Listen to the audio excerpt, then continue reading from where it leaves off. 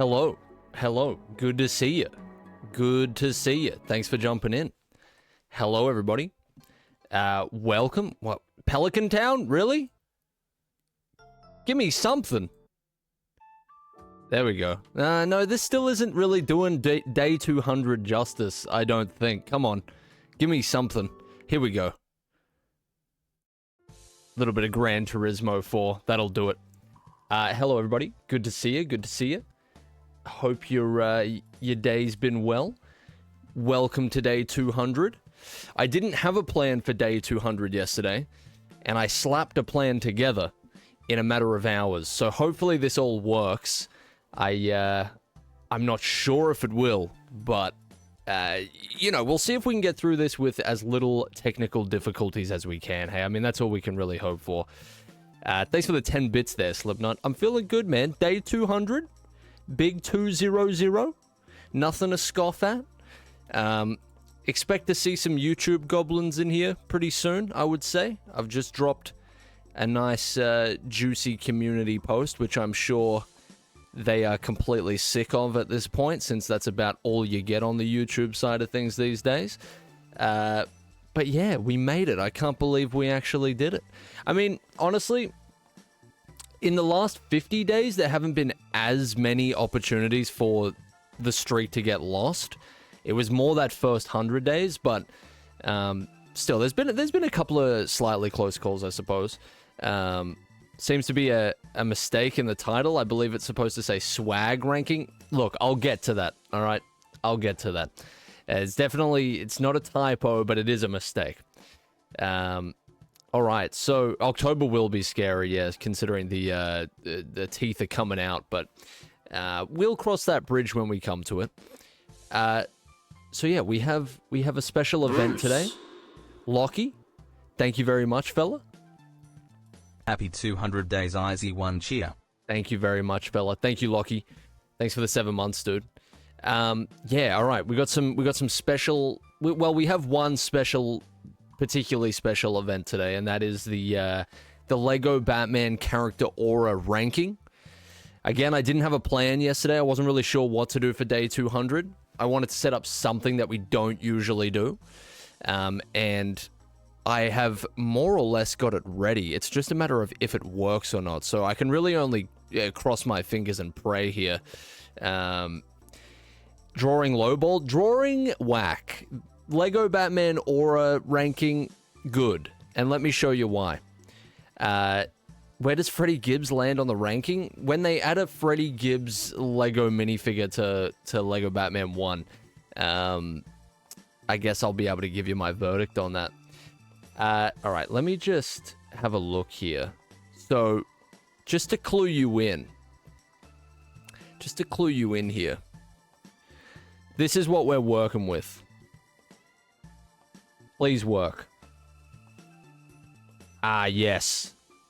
And will the chat work as well? This is the ultimate question. Come on. Say your piece. Don't freeze up now. There we go. He's done it. He's done it on almost no... Well, he's done it on 50 days notice, but... he's done it on no notice. It all works. All right. Beautiful stuff. So, this is the... Oh, yeah, that chat looks good, too. I kind of changed how you guys look. So you kind of got a little bit of a makeover. You've got a bit more of a bolder sort of look to you. I don't know if you noticed or not. Or at least you should. I'm pretty sure you have a little bit more of a, like a black background or something to that effect. All right. So listen. This is the situation. We have a Lego Batman character aura ranking. Let me make sure that all of this is in order before we begin. Nick, thanks, dude. Thank you for the 3 months, has the most man. aura. Joker Goon has the most aura. All right, well, we're gonna have to steadily debate every single one of these. There are 46 characters, so we'll be here for a while. Lemons, Jesus, dude. Thank you very much. It's about time Wesman07 and Desi06, the bots in this stream, had a sub. Thank you very much, fella. Thank you, dude. Oh, and the day 200 logo is working as well. Oh, we're in business, dude. Okay, beautiful stuff. I'm more surprised at myself that this is actually working. All right, so yeah, here we are. There's 46 characters, as I said. We're gonna be going through and ranking each character based on their aura. Now, if you don't know what aura is, I don't blame you. I personally think we peaked with swag, which essentially means the same thing. That was a far better term, but aura is fine as well, I suppose. It's basically that thing like if you're sitting in a room and somebody walks in, you immediately feel their aura, right? You know exactly like you know, their swag meter, it's on a certain level. It might be high, it might be low, they might just be an average Joe, but it's somewhere, right? You feel that when they walk in the room. And that's basically what this is. When Bruce walks in a room, when Alfred walks in a room, when Catwoman Classic walks into a room, what do you feel? What are the, what's the vibe that you get? It's definitely a vibe-based exercise, which I think makes this particularly interesting, because we will be able to use some evidence-based deduction, but it's definitely probably the most vibe-based tier list you can do. It's a feeling, right? Lemons, thank you very much, dude. Appreciate you, fella. Congrats to everybody getting a gift from the one, the only, Suddenly Lemons 76. We tell stories about him. We sit around a campfire and just ponder his greatness. Thank you very much, fella. All right. So, this is, no, Walper Woman and Jetty are not on the list, because this is exclusively Lego Batman 1. This isn't every single character in Lego Batman 1. This is every playable character in Lego Batman 1. So, everybody that you can purchase, you can see down here, got the full list here. Everybody from Bruce to Zoo Sweeper. Just ignore the fact that the Riddler is a different color. I swear I tried to change that. It was an annoyance of its own. I basically did all of this. I prepared all of this and got all these photos and stuff because there's not a high quality image of all these characters readily available. So I was in a bit of a rush yesterday. So Riddler has a blue background. You'll have to live with that. Unfortunately, I struggle too, but hopefully you can fare a bit better than me. Thank you, Lemons. Jesus, dude. Arthur was just complaining about ads and you've swooped in. That's beautiful. You truly are our hero. Our hero. Up and straight up and down. That's about the simplest way I can put it. But yeah, I mean, of course, Edward wants to do something different for the sake of it, right? But yeah, so here we are. I believe we should just jump into it. It is a little bit of an intimidating task because, again, there's so many characters to get through. But because it's vibe-based, I think some are more obvious than others, and it should be okay. Congrats on 200 days, mate. Super excited for this. Hey, Windmaster, thanks, man. Thank you for the 200 bits, fella. Yeah, guys, before I start, though, thanks for 200 days. I mean, again, I've said this every milestone, but wasn't expecting to stream every day this year, but it's ended up being a great time. You guys have made it very enjoyable, so thanks for being here. Thanks for joining me. There's construction outside my fucking window, so we'll have to deal with that as well, but look, these are challenges that we face, okay? And they are challenges that we will overcome. Let me just see if I can change the music real quick and we'll jump into this. Because, I don't know, man, this is a little too chill for my liking. I need something a little bit more... Just something to get the blood pumping, you know? What do we got here? This is a very chill playlist. I kind of wish I had prepared a little bit more of a... Bruce. You know, something to fit the vibe of day 200. You know what, Yoshi's story music, why not? Why not? This is good. I love this. Obi Ellis, thanks for the prime there, fella. Thank you very much, dude. Is the music glitched? Music might be glitched. Let me see here. Music is glitched, alright. If we can just have minimal technical difficulties today, that will be absolutely great. Can you guys hear music right now? Are you hearing any tunes at all? No? Alright, I don't know why that froze. Come on, don't do this to me now. You can't do this to me. I built this stream. You bow down to me, stream. Alright, maybe if I refresh the page. Let's see here. What a pain in the ass, dude. Alright, give me one moment and we'll see if I can fix this. It really is a mystery as to whether or not I'll be able to, but... Sometimes OBS just decides it doesn't want to do something. There we go. Alright, we're in. Okay. Oh man, I wish I had prepared a different playlist. It's too hard to just find a playlist that isn't going to get copyrighted into oblivion. You know what, let's do this. There's got to be somebody out there who's made like a video game race music playlist. Something, right? Oh, they have. Alright, okay, hold on. Let's see how this goes. Let's see what this sounds like.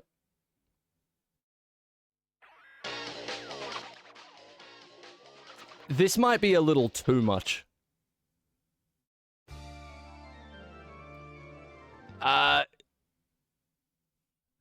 These might be a bit... This one's nice. Alright, we'll go with this for at least a little bit, and we'll make it nice and quiet. Alright. Alright, I like that. This doesn't sound too bad. This is alright. This is alright. I like this. Hey, Play Rogan. Blue Line from Gran Turismo 2 Trust, it's a banger. Oh, dude, Gran Turismo is the OST king, I'm afraid. I don't know how to tell anybody, any dissenters this, but it's true. Any Gran Turismo dissenters, they're just gonna have to put up with it. Hey, thanks for the 100, by the way, dude. Alright, let's go. Let's get into this. I say we just jump in. Welcome to day 200. Welcome to today's event. And yeah, I'm not gonna lie, I'm a little stressed about this one, but I do have a nice little strategy that can sort of get us underway here sensibly, I think. It'll give us a little bit of a guide for the rest of the list. So let me just make sure I'm recording here. Chat is on screen. That is on stream. Let's see here. All right, I think we're good to go.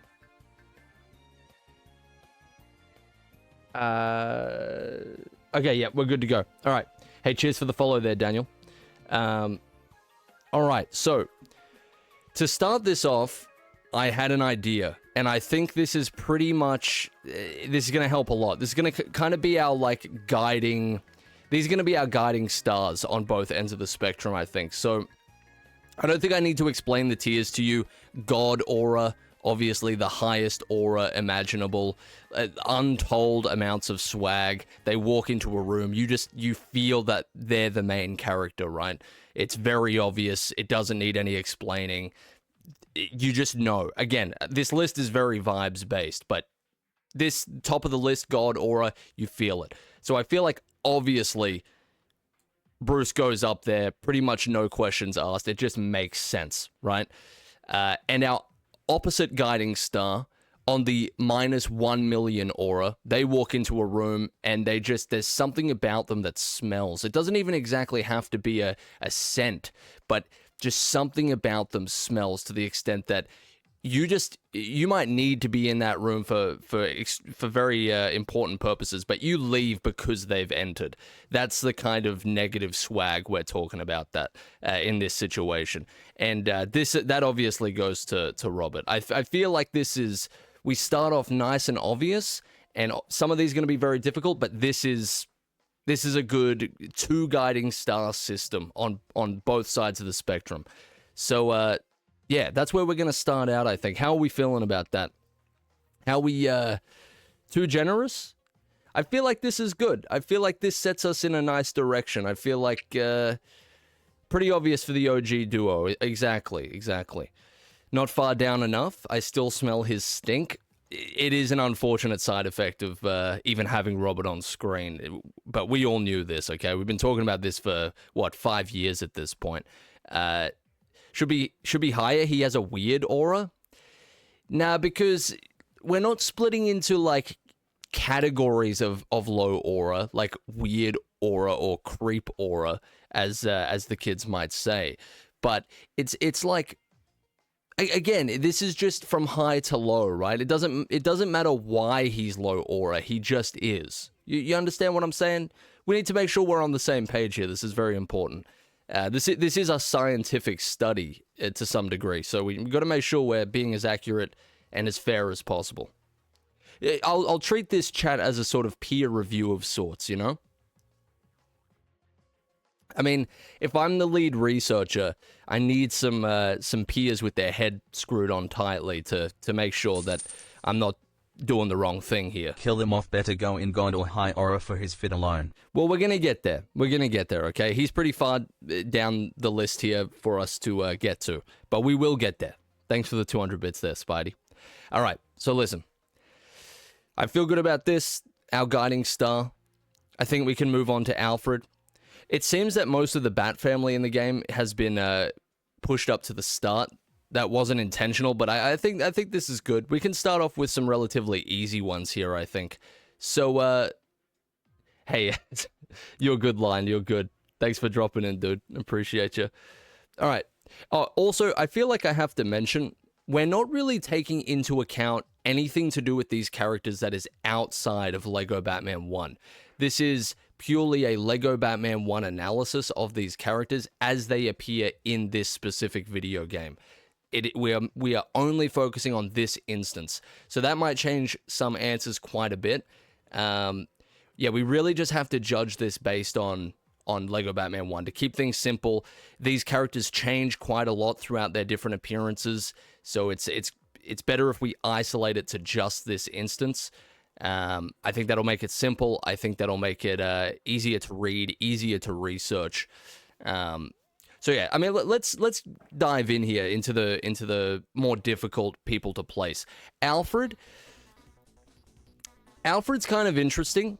Alfred definitely has that elderly vibe, but he's this guy that, like, I don't know, like, he basically taught Bruce everything he knows about being a high aura, high swag individual. He's clearly been self-grooming and taking care of himself to the utmost degree for like decades at this point. He has the experience. He has the know-how. I mean, even just like on a physical basis, you can tell he's like, he comes dressed for the occasion, right? Look, we can't ignore the very obvious lack of hair on top, but I feel like he makes it work, right? I feel like it's, he almost uses it to his advantage. Hey, Vayotic, thank you, dude. Make a 10-hour stream dedicated to yapping to celebrate 200 days. Oh yeah, dude. Thanks for the 100. Thank you, dude. And for the great recommendation. And Lockie, I don't know if that's gonna, why is that not coming through? Come on, there we go. There we go. Congrats on 200 Eyezayar, cheer. Appreciate you, fella. Thanks for sticking around, man. Thank you for the 500 bits. Jesus, huge. Appreciate you. All right, so, you know what I wanted to do as well? There was actually another element of this that I wanted to do. I wanted to have the game open so that we can have a look at different characters in the flesh as we go, but that might make this a 15-hour endeavor. We might just keep this as pure, as simple as we can, right? I don't know if you know this, but, like, we also have to take into account, like, when Alfred's walking around the manor, like, how is that looking to us? How is that appearing? What's the feeling that it evokes? And I feel like Alfred is, if he's not in God aura, he is dangerously fucking close. Like, he is on the border. If I could put him on the line between high and God, he would be there. I almost want to put him in God aura just because he taught Bruce everything he knows about that life. He's got that sensei vibe. You're right, Russ. You're right. That's exactly what I'm thinking. I think he has to go in there. I think at the end of the day, what's the old adage? The student should never surpass the master or something like that. That's just the kind of attitude I think I'm going with here. I think that makes sense. We can reevaluate as this goes, but I think that's a good place to be. I think that's good. He gives hints in future games as well. Does he do that in the first game? I can't even remember, actually. Alfred doesn't give hints in the first game, does he? Does he? Is it still Alfred? Oh, well, there you go. Well, this is just undisputed then. That's massive. Are you putting them in order in each tier as well? We should probably do that, especially as this gets more complex. Yeah, why not? All right. We can debate this later. Wait, there we go. We can debate this later. It looks a little strange to me, but if we are sort of sticking by our word on the student and master adage, we might have to hover around here. We can debate later. Batgirl. We'll move on to Batgirl. I think this is a relatively easy one. I feel like the rest of the family here is pretty on board with realizing just how useless Robert is, and I feel like everybody sort of carries their weight around here, besides him, because they have to pick up his slack. It's a very, very sad situation. I do think that the suit in this instance doesn't look great. The helmet shape is a little bit off. Again, this isn't purely appearance-based. There's other things that factor into this as well. But I definitely think that docks a couple of points. Like, the yellow symbol on gray is definitely a huge mistake. And it just, yeah, it clashes with the blue a lot. Overall, it's kind of... I honestly feel like Batgirl's kind of average. It's just like... There's nothing particularly standout, and there's nothing particularly awful either. How are we feeling about that? Thanks for the 100 there, Connor. Minus Aura for having no legs. She has legs. She's walking. She's here. She makes her way around the cave to a pretty sufficient degree, I would say. When you complete Lego Batman 3, are you going to do the any % run for it? Probably not. I'm not the greatest speedrunner that's ever graced the planet, that's for sure. Yeah, to be honest, Batgirl, I feel like, is kind of just smack bang average. Average Joseph, you know? you know, she does have a lot of the same abilities as Bruce, but she just doesn't bring the same feeling to the table, I don't think. And that makes sense. She's kind of an apprentice of Bruce at the end of the day, so it's a logical conclusion to draw, I think. And with that, we kind of have a good guide for each, for the top, the bottom, and the middle. Like, there's definitely people that are more average than Barbara. Like, I feel like she could squeak into high compared to some other average Josephs on this list, but we'll see how that goes. Surely Penguin Minion gets God Aura. We're gonna have to take this one step at a time, all right? If we want to do this the way that it needs to be done, we're gonna have to really make sure we focus in here and keep our bullseye on exactly who's next. And in this case, it's Nightwing. This is a very, very strange situation to be in, all right? Here's the thing. I feel like, given the context of Bruce and Robert, there has been some confusion. Nightwing is not Robert. He's never been Robert. There only ever has been one Robert, unfortunately. But we can look to the skies and thank our lucky stars that there only ever has been one in the Bruce and Robert scheme of things. Here's the thing. I think we also have to take into account the aura that Nightwing had in our childhood. So when you would play Lego Batman 1, it was kind of... It was almost like... I feel like this was the first introduction for Nightwing as a character for a lot of people. Like, when you saw him walking around the cave, he was almost like this mystical being. It's almost the definition of high aura. It's like he had this very unique thing about him, because again, it was like the first time a lot of us would have seen him. I think this was my first introduction to Nightwing as well, if I really think about it. So I think that counts for a lot. He's basically playing by the actual definition of top tier swag, if we really want to put it that way. And speaking of swag, I mean, if we really want to analyze this, let's have a look at that haircut. This is definitely a very, like, 2011 scene kid haircut. You can actually see the fringe swoop over the mask. Whether that's a good or a bad thing is really up to you, but regardless of how you spin it, he's definitely a product of his time. I think he pulls it off better than anybody I've ever seen. He's definitely... like, he's in the realm of old school Max Mofo, you know? That's the type of thing that he's pulling off here, but I think he just does it a little bit better. The suit is amazing as well. If we're going purely off visuals here, the suit he manages to just pull off amazingly, and I believe he's the only character in the game with battens, which just adds to that little unique vibe that he's got going on. Correct me if I'm wrong about that, but I believe he's the only one with battens. Yeah, I don't know. I just feel like this is a little tough. It really depends on how you view his old school vibe. He also has a stance that just has aura, just swag. Is it pure? I can't remember. He's kind of got that hunched combat stance, right? Again, I should have maybe pulled the game up, but we can do some in-post evaluations when I do eventually edit this. So, honestly, I'm pretty comfortable. Here's what I'm stuck on. How much does it being like a first introduction for a lot of people? Like, you have to channel that feeling of when you first saw this character walking around the Batcave. Like, what did that feel like? I know he doesn't make an appearance in the actual, like, levels themselves, so it's hard to point to any instance of him, you know, really whipping out some high aura activity.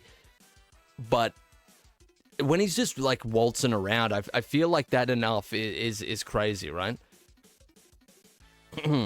Kind of cool, but not anywhere near God. Interesting. He kind of looks like an Ozzy Osbourne song, if that makes sense. I feel like he looks like a Bullet for My Valentine song, to be honest. He's like the cool older brother vibe. Yeah, it's pretty big. It's pretty big. I want to put him in God just because I feel I feel a kind of crazy connection to this version of the character. It's almost like how Killer Moth is like a definitive look at this character and was a lot of people's first introduction. Would you kill me if I put him in God and maybe we can negotiate a high at the end? What am I being too generous with the God? Maybe it wasn't good to start off with a lot of the hero playables, but God's way too high? He has the walk of someone who can use the urinal from 5 feet away. I like that. I like that. I like that a lot. I'd say high. God is deserved. I created an account for this only. Wart. Thank you. Appreciate you, fella. Make a tier above God for Nightwing? Come on. All right, let's be realistic here. Above Alfred? I don't know about that. That's blasphemous. Look, I'll tell you this. I feel like we have a little bit of a bias because we've already put 2 characters in God and it's early on, but you have to understand these are like, there was some great characters we've started with here. I'm putting him in low God, lowest God so far. I just have such a, like, I have a vague memory of my first time seeing this character, and it's giving that mystical vibe that you need for a God aura. I don't know, that's kind of just where that's where I'm sitting. We can negotiate. Nobody shoot, okay? Hold that trigger finger. We can circle back, okay? All right. I don't know why Bane is next on the list. Let's swap him over here. Bruce Wayne. Standard Bruce Wayne.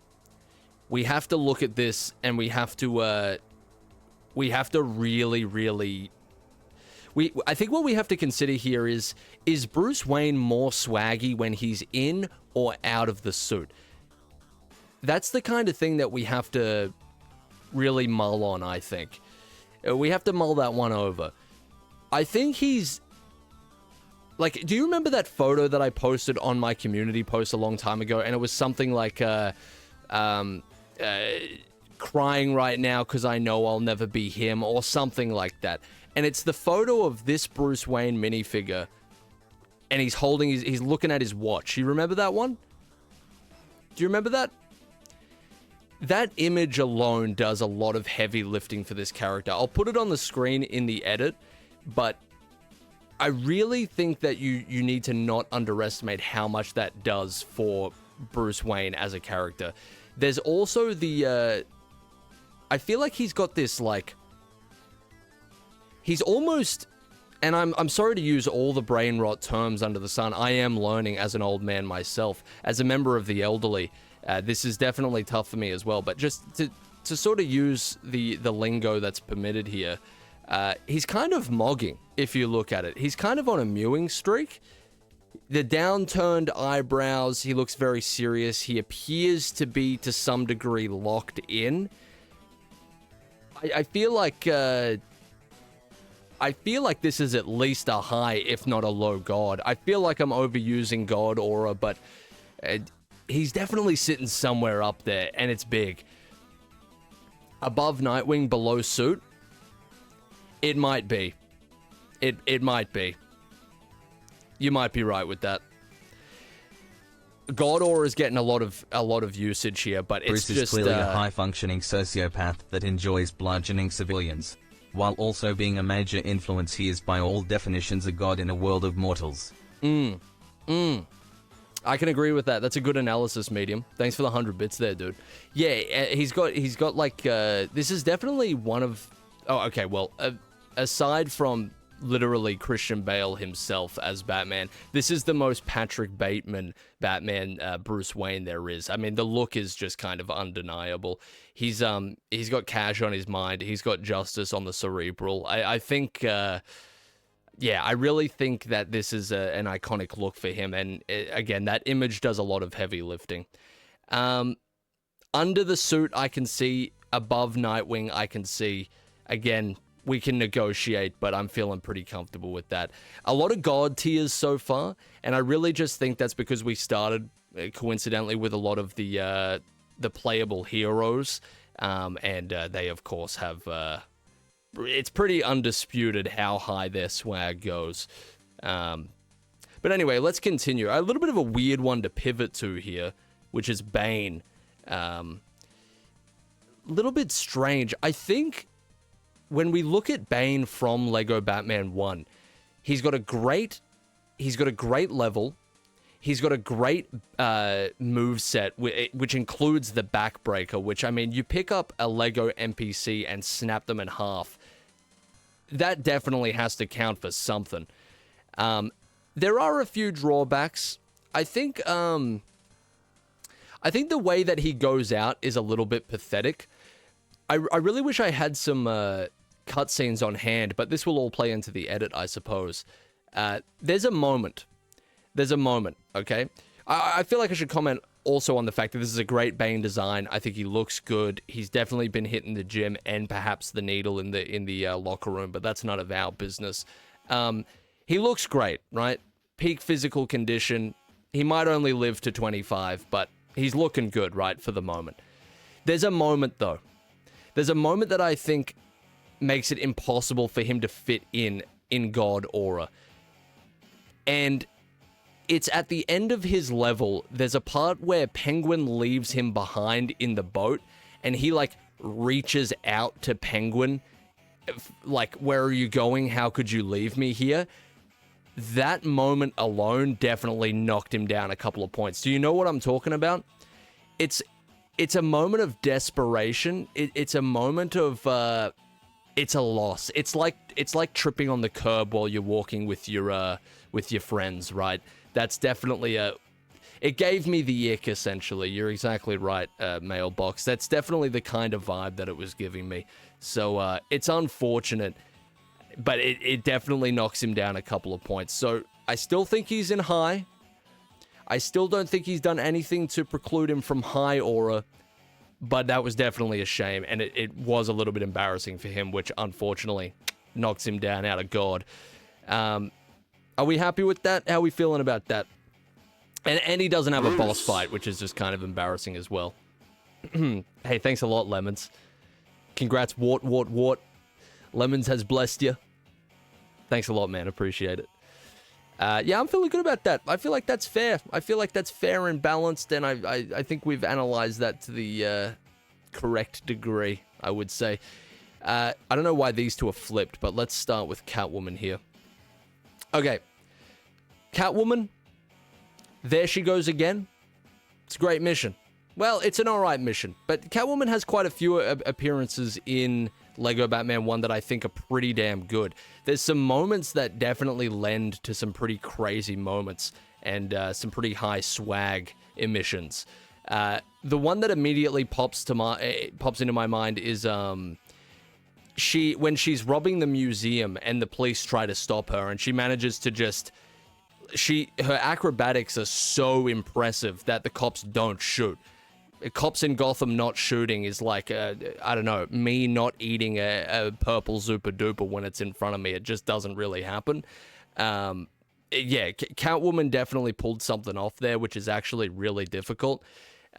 She's also got like that romantic aspect. She's able to manipulate Bruce of all people that's up in God aura. That's not enough to knock him down, but is it enough to prop her up? I'm not really sure. I think the design's really, really good in this game. They kind of nailed it.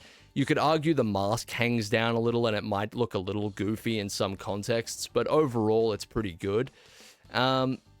She does have the whip in Lego Batman 1, right? We just came off playing Lego Batman 2, so I might have it mixed up, but she has the whip, right? The whip's kind of cool as well. I think I'm using a lot of medium modality words here. It's kind of cool. It's pretty awesome, which kind of signals to me that it might not be as high as an aura as she needs to be.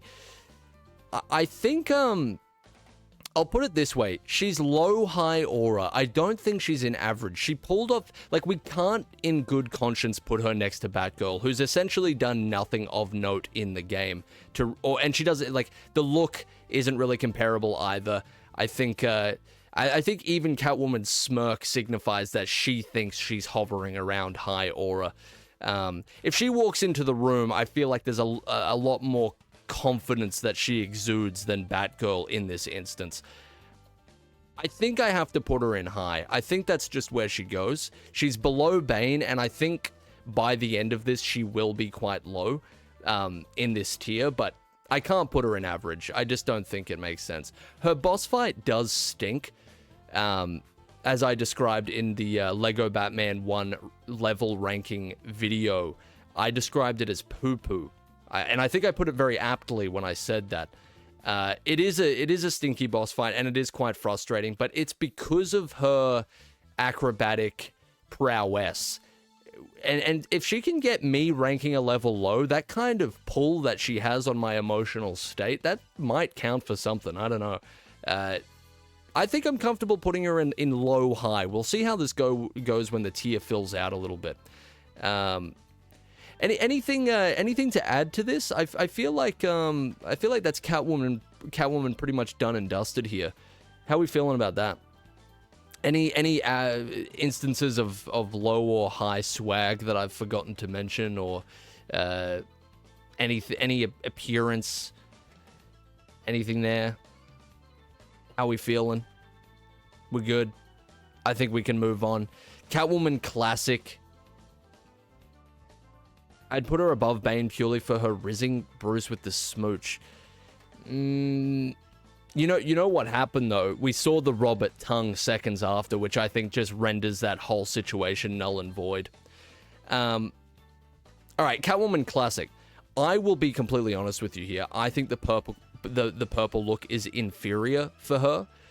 I think it's more plain looking. It's missing the zip if we're going on a visual basis here. I think it also there's a little I'm sorry line. I'm sorry. I don't think it looks awful. And usually I don't mind Catwoman with a purple suit in general. It's a little bit too magenta for me. And I will say this, I think there's definitely an element of why is this taking up another suit slot? Like, why does Catwoman get an inferior suit to just fill in a suit slot? You know what I mean? I think there's an element of that which brings it down a little. It's like, if I see the purple suit Catwoman walk into the room that I'm sitting in, I'll go, oh great, the waste of a suit slot is here. You get what I mean? I think we can factor that in a little bit as well. I don't think it's terrible. I think it's still pretty good, and I think the same sort of applies to Catwoman in general. I think, like, this is still the same old Catwoman that we're talking about, okay? You sound like a fighting game fan? Well, look, these things are important to analyze, okay? I think it's kind of a crime to not put her at least in high. She is lower. It is the same old Catwoman, but she is lower on account of the things that I just said there. And yeah, I mean, I'm pretty comfortable with that. It almost feels like a waste of a slot in the tier list. Like, I feel like it just shouldn't be here, but overall, you know, Catwoman, she's done some high aura activity. She's proved herself to some degree. She deserves high aura. Can we get an honorary ranking of SWAT Trooper because he was exclusive to the DS version? Oh, there's a lot of characters here that... there's a lot of DS characters. I mean, I'd be here all day. Thanks for the 100 there, Medium. I mean, SWAT Trooper? There's a SWAT Trooper here, I'm pretty sure. Yeah, there's a SWAT guy. We'll get there.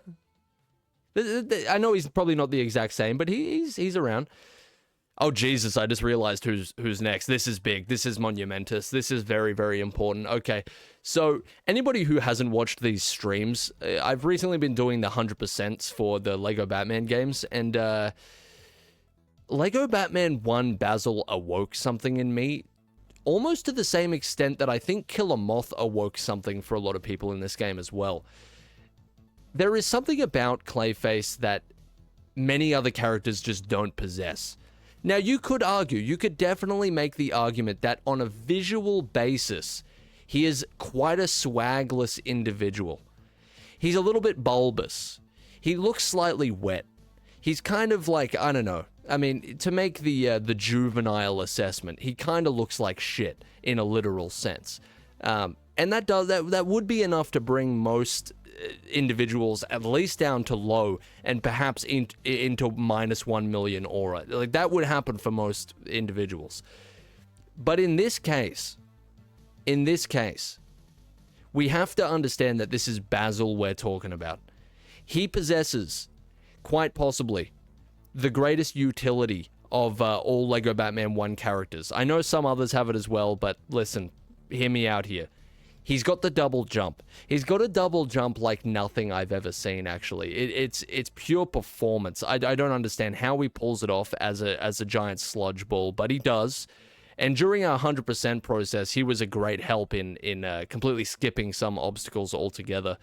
The screen shakes after he hits the ground. Okay, I would have completely brushed over that. What a fucking magnificent point. The screen shakes in-game when you double jump and hit the ground as Clayface. I seriously think you need to stop and think about that for a second, because it's a big deal, okay? And I mean, just like, I know that I don't want to introduce too much thinking in terms of other adaptations of Basil, but when we think about, like, when we think about Lego Batman 2, like the downgrade in that with this character, it just makes Lego Batman 1's Basil look so much better in comparison. It's like, if Baz from Lego Batman 1 walks in the door, like, you know it's him, because he's going to be double jumping all over the fucking shop, right? Not to mention, he has a projectile, which I think is pretty awesome. He's not the character that you would expect to have a projectile, so he's kind of got this unexpected aspect, and he's got a great boss fight, which I think, you know, in terms of you can bank on Batman, it may be a little embarrassing that he gets sort of captured or thwarted in his first outing, but we can't forget, like, how he looked. I mean, we recently were sent by Robbie Bands, a watcher of the channel and legend in the stream. He made an edit that was dedicated to Basil, which really showcased a lot of his just a lot of what I'm talking about here, this feeling, that this vibe that nobody else except for Basil can really give off. It's pretty much perfectly unique to him. He just might be the most bread-minded individual in the game, bar Bruce, maybe. House made of gold. I mean, the way he was slinging those bricks around, it was just wildly impressive. Yeah, I mean, what else can I say here? This is maybe controversial. He goes above Bruce and Nightwing for me. Bruce and Alfred, I'm not going to lie to you, they're kind of hard to beat in terms of God aura. They're just, they set the standard, but Clayface is definitely a master of the game as well. He's sitting up there, and it's going to be hard to knock him off his perch. It's dangerous stuff.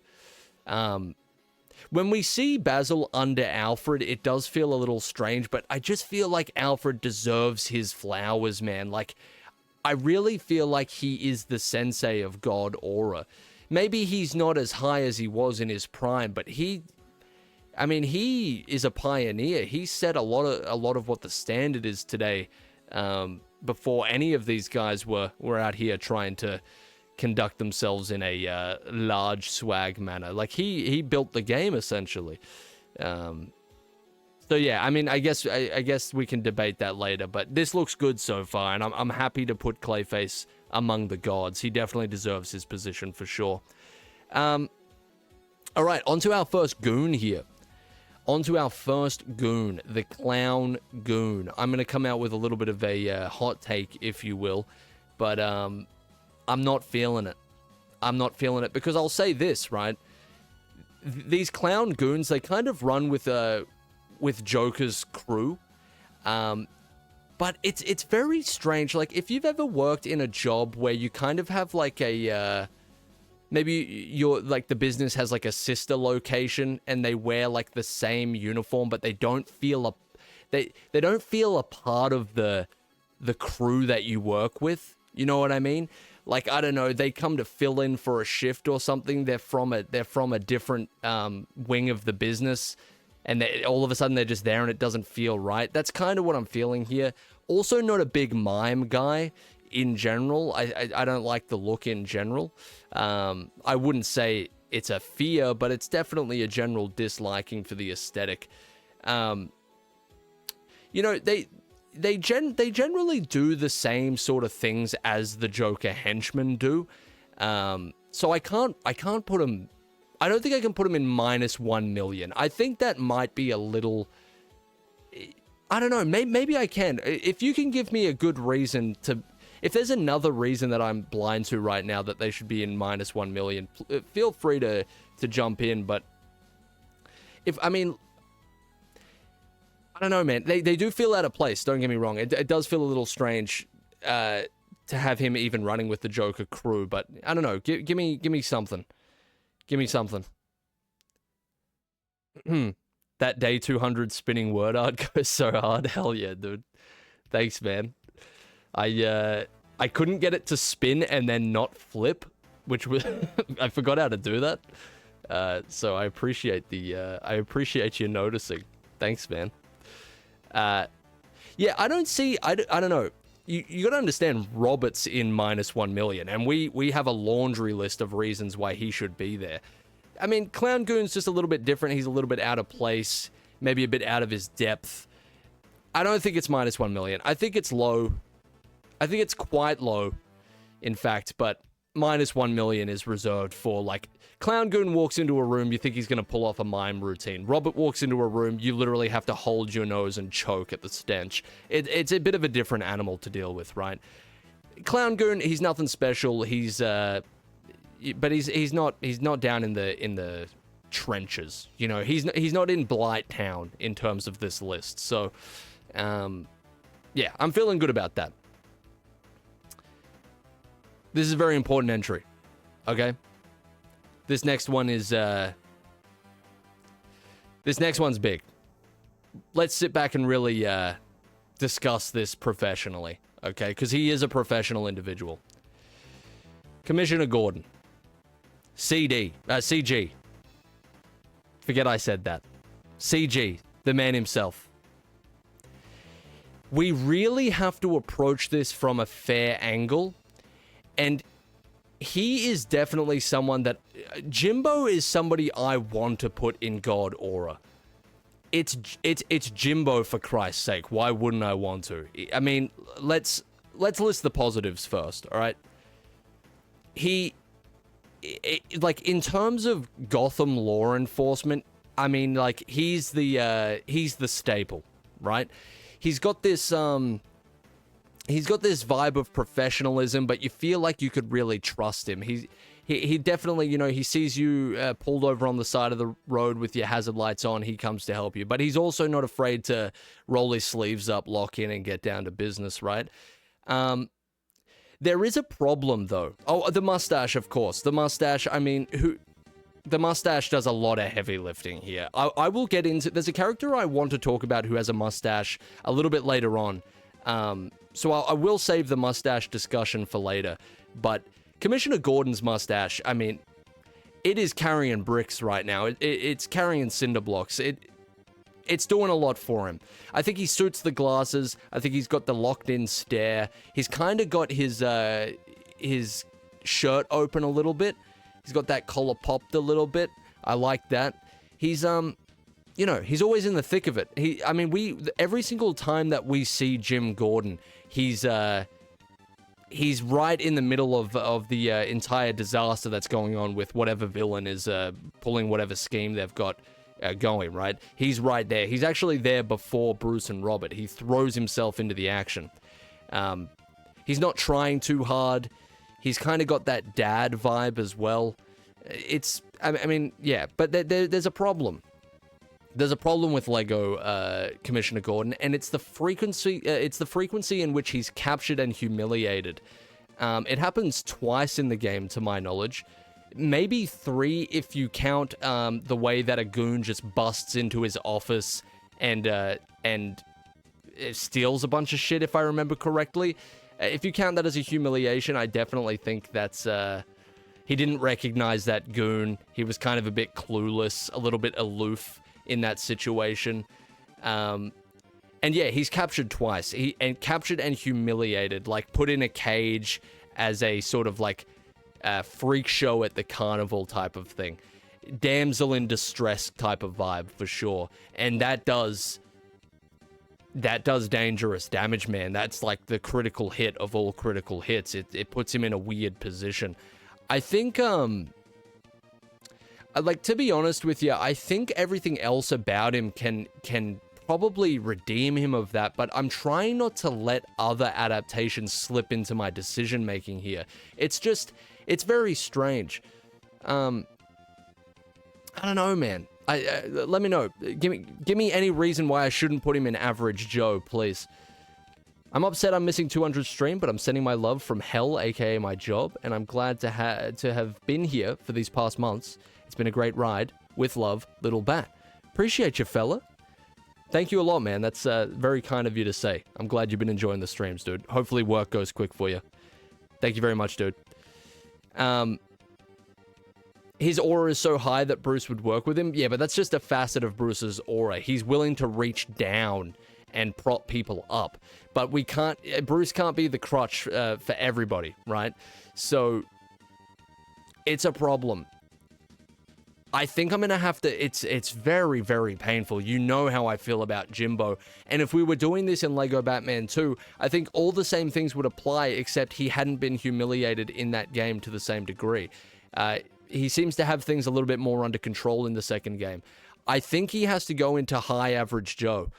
A little bit poetic that he's here with Barbara, actually. I promise that wasn't intentional. That's just kind of how the chips have fallen. Very, very painful to have to do this. You know how I feel about Jimbo. It's just, I have to be realistic, and maybe we can heckle for a high at some point, but right now, this is how I'm feeling. It feels very bad to have Catwoman above Commissioner Gordon, but I mean, when we're really analyzing down to the wire, I think it's just, yeah, we have to be realistic here. All right, I'll go over this at the end. We can have a brief roundup and see if anything needs to be changed, but that's how I'm feeling right now. Count my days. I had no idea this would be so controversial. It doesn't feel good. Look, I don't feel good about it, okay? I really don't. We're going to have to move on here. The fishmonger, okay? The fishmonger, if you will. How are we feeling about this? I feel like this guy has a certain quality about him. I feel like the fishmonger walks into a room and you know that that's a man who knows what he is. He's a hardworking individual. He doesn't take shit from anybody. He just knows his path in life and he's happy with it and he's comfortable in himself. He comes dressed for the occasion. He definitely dresses better than what he needs to. And again, I mean, we will get to this mustache decision later because there is a specific character that I think it really works for. But, yeah, I mean, the mustache, massive heavy lifting. I can't say that enough. Instantly looks great on him, and it enhances the look a lot. We don't know a lot about the fishmonger. I think he only appears in the dock level with the Bane one. To my knowledge, anyway. Correct me if I'm wrong. But yeah, just in such a short amount of time with only one appearance, it's crazy how much of an impression he makes. You know, I just feel like he has such a strong look about him. I think he has to go into high. Is he higher than Catwoman with such little appearance? I don't know. Again, there's various different criteria that we can mark under, right? Like, you could argue the fishmonger hasn't done shit, right? You can argue, like, why would he deserve high aura? But some of it is just purely visual, and a lot of it is, like, contextual. Like, sure, this character hasn't done much within the context of the game. You don't see him beyond one time. But the fact that he manages to make such an impression with so little, I think, is commendable. I mean, Connor said it best. He mongs fish. I mean, we have to put him... I think he's there, and I think that looks good. Again, this is very strange. Like, this is purely coincidental, but he's actually alongside Bane, which I believe is his only appearance in the actual levels themselves as well. Purely coincidental, but, yeah, this is how the chips fell in this moment. We can heckle later if this is particularly egregious of a choice, but I'm feeling good about this. All right. I feel good. I feel like this just makes sense. Next is Freeze Girl, which is kind of interesting as well. I have a maybe somewhat of a controversial take on this. Correct me if I'm wrong, but I don't know if it's goggles. I don't know if it's face paint. But can we agree that whatever's going on with the eyes they're not working? Are we sort of on that same page? Like, if we're talking purely visual here, I think the jacket's great. I think the jacket's a fashion statement that really shouldn't go ignored. But like, it's bold, right? And it's a little utilitarian. Is that the word? She's obviously using it for her job. She's in a cold environment always. But it just happens to look good as well. It's a nice looking piece of the uniform. She's soulless. I think if we compare, if we look at her and we look at the other goons in the game, like, we know that she's attached to Freeze via her dress, of course, but it's almost like, I feel like they're just not as dedicated to Freeze. I don't know. Maybe it's because we only see them once. How we feeling about this? I definitely feel like there's just a general feeling of you know? There's nothing particularly bad besides the face paint or goggles or whatever they are to me, the general visor look. I'm just trying to think if there's anything that can get me to change my mind here. What happens in the cutscenes with Freeze? Do they show any particular dedication to the cause, or I don't know. I kind of want to put her in average, but then that doesn't really look right. I think she is a little bit low. I just think, like, there's no particular feeling one way or the other besides the general goofy look of her face, which is a little bit cruel, but I mean, look, we have to be honest. This is a scientific paper. I think I'll put her in high-low. I think she is above the mime of all characters, but I don't know. It's just, I think it's telling when we can't really think of anything to say about Freeze Girl, you know? It's just, yeah, if it wasn't for the face paint, she'd probably be an average Joe. I kind of want to put her in average because I don't really feel too strongly one way or the other, but I think we could chuck her there. I think that's good. Harley Quinn's kind of undebatable, in my opinion. There is a particular aura that comes from the Mad Love costume that you can't argue with, I'm afraid. It's just, yeah, it's pretty self-explanatory, I think. And her antics in the game, I mean, she makes them probably some of the most appearances out of any villain in the game. She lasts to the very end. Her and Jobler managed to capture Gordon and humiliate him multiple times, which I suppose you could argue is low aura activity. I mean, it's just baseless cruelty, but in terms of, like, we're judging her contextually, she's trying to go for that villain vibe. I think she does it well. And yeah, I mean, the suit is the thing doing most of the heavy lifting here. There is a low aura moment, however, and it hits pretty hard. In her boss fight, the way that you beat her is by chasing her around in a circle. Stay with me here. I'm not joking. You chase the woman around in a circle, and she's doing backflips the entire way. And she ends up doing it to the extent that she becomes too dizzy to move. And so it just leaves her perfectly open for a Bruce Wayne left, right, good night special, essentially. And it's very embarrassing. I don't know how she escapes that situation, actually. Does she escape, or...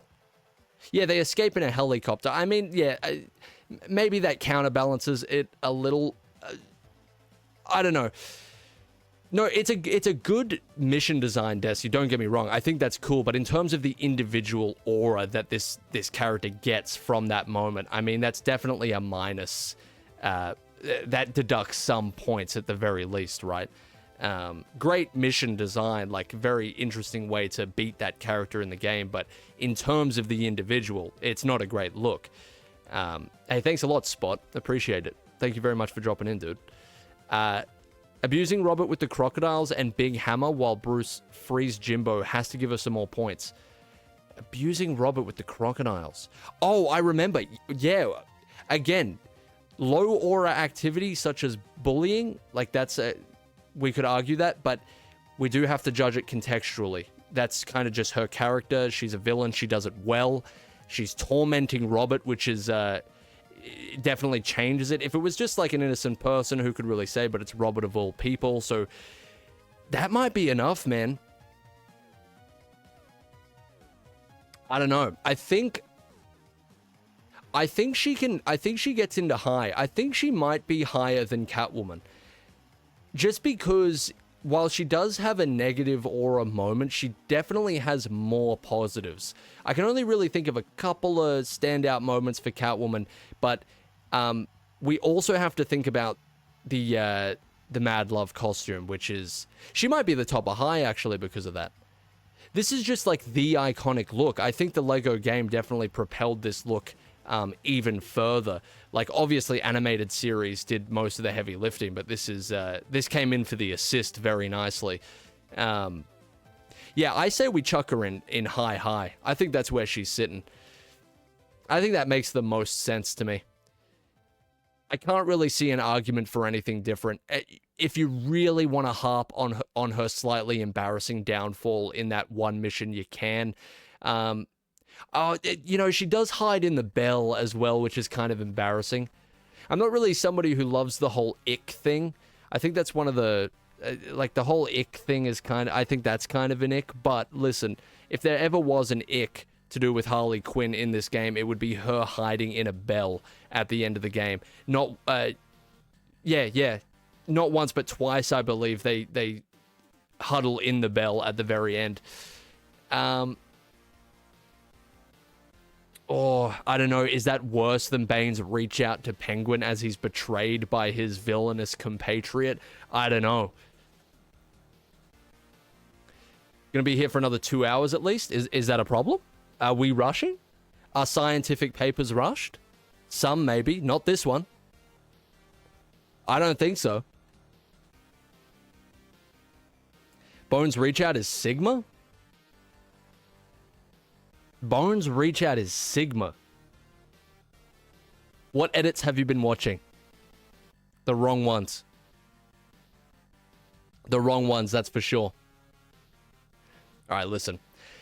I don't know. Harley Quinn above Bone, it feels right, it feels wrong. They're kind of in the same area. You know, I'm happy with that. Like, the list doesn't look bad to me at all. The list is looking good so far.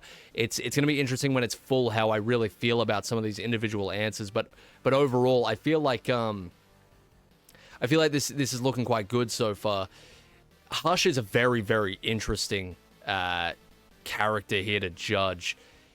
If we're going to move on here, I think, okay, listen, I've got some complaints about Hush in general as a character throughout Batman media.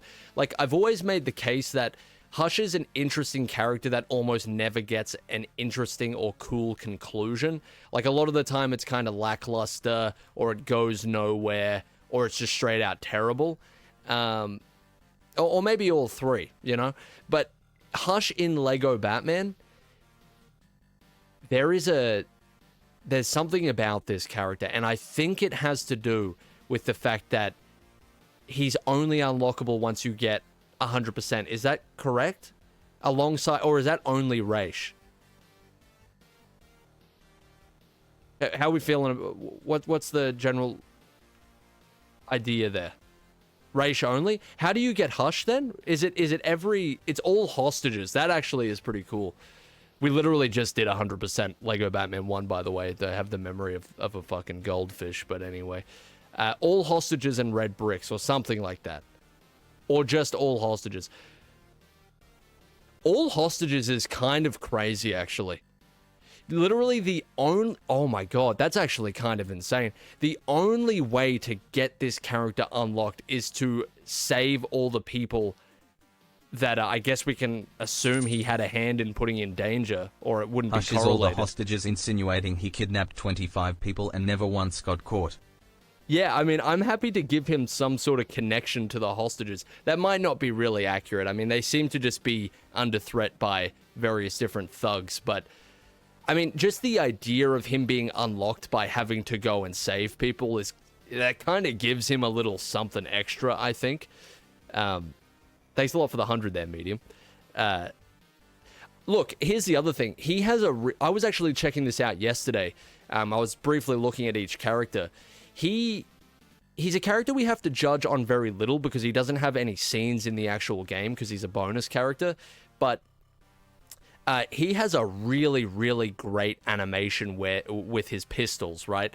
He's got the dual-wield Lego pistols. It does a lot for him. I will put it in the edit in case this feels particularly unfair just based on my word, but I think he has to go in high. He's got like some unique animations. I believe his walk is different. You should see the way that he walks around Arkham Asylum in game. It is... I mean, if we were to ever classify something as high aura activity, it's pretty crazy.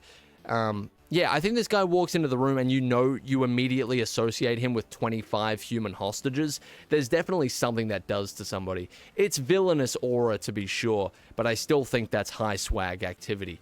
And there's no particularly embarrassing moment that I can point to because he just doesn't appear enough. So... Does Hush go above Bane? Don't get me wrong. Love Bane's design. I think Bane's design is superior. But man, just looking at it on that sort of level, he's a character that can only be unlocked through certain means. The animations are slick. The dual-wield pistol. This seems to be a pretty controversial one. Bane has to take steroids, minus 10 aura. Yeah, I mean, like, the Venom is a problem. He's trying to get over it, okay? Give him some grace. We really need the Bat computer files. Better than Bane and Harley. I'm ahead to bed. Hey, see you later, dude. Would like to say that I think Bruce is a little high. You're forgetting that Bruce and Broob are two completely different entities. Oh, is that what we're going off here? That's interesting. Maybe. We'll have to consider what's canon here. Hush has to hide his true face. I mean, so does Bong. And I mean, there's if we really want to get technical, there's a little bit of Bruce in Hush as well. Like if we want to take this down to the bone, there's a little bit of Broob on Hush. In terms of general aesthetics, like underneath that wrap is a god or an individual. I think that counts for something as well, potentially, if we're looking at the wider context. Bong is cool luchador, Shush is bandages. Yeah, but I feel like if you saw the cutscene that I'm talking about, you would you'd potentially understand a little more. Should I show you? Do you know the one that I'm talking about? Maybe I should show you. Give me a moment. It is the Rocking the Docks cutscene. I'll show you, and maybe you'll have a little bit of a... Oh, I forgot Commissioner Gordon's in here as well, actually. Oh, hold on a second. Commissioner Gordon might... I'm still pretty comfortable with our Commissioner Gordon answer, but let me just show you here. Oh, you can see everything. Hold on a second. Let me just put this over here for a second. Because I need you to get the full understanding, right? So, hang on a second. There we go. I don't know why I don't have a separate one for full screen, but anyway. Where are we? Here we go. All right, I need you to see this because I think you need... I think you need the wider context here. Wait, let me Turn off this music for a second. So many tabs. Jesus. I didn't expect this would go so deep. All right, get a load of this. I need you to understand. What the fuck is this? They've just put random music over it. Okay, excellent. Well, we'll be muting that. What are we doing here? Okay, so look, Penguin is going to escape. Bone, assumes he's coming with. Look at this. Tell me, and the tantrum afterwards. Like, tell me that isn't a complete loss of any coolness he might have accrued throughout the game. Like, it's a toddler. It's a steroid-addled toddler. Yeah, and like the cops aren't particularly phased. He knocks himself out, which I completely forgot.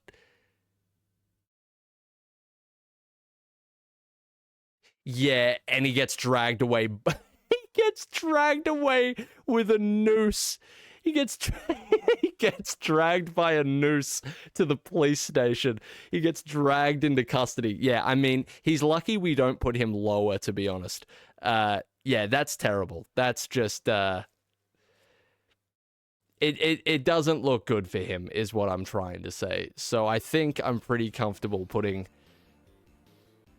Hush a little higher there, to be honest with you. Wait, has this song been playing for 9 minutes? Can we get a move on, please? Jesus. Yeah, I mean, that's terrible. That might change things, to be honest. Let me see here. Does that change things for anybody else? Like, that's pretty terrible. I didn't see the fishmonger doing that sort of shit. It pulls into question how much his look and his moveset and his general vibe on average. It calls into question how much that can offset an outburst like that. He knocked himself out. I don't know if any other character besides, like... I think there's one other character that does that from memory. It's pretty pathetic. It's definitely not a good look. He was dragged by a noose and survived. That's a good point as well. I mean, I guess we can look at it from that perspective. I think, it's not low aura to feel betrayed. It's just his mannerisms after Penguin, of all characters, which, not to give you any spoilers, but I don't think is a particularly high aura individual. It's like, it's the reach out. It's the mannerisms afterwards. It's the tantrum. Like you didn't see that one coming. It's just, it kind of makes him look a little... It makes him look too fallible, you know? He looks all too human in that moment. Like, it's a normal reaction to be pissed about that, but for Bone, who keeps up this very tough exterior, I think it knocks him down a couple of pegs. He's capable of so much, too. Like, if we want to start talking about gameplay as well, the way that he drags the police vehicle and drags the entire fucking barge in the same mission, I feel like that can't be ignored. Like, physical prowess definitely comes into the situation as well here. Like, that definitely, but that's what gets him into high aura despite everything that just happened, I think.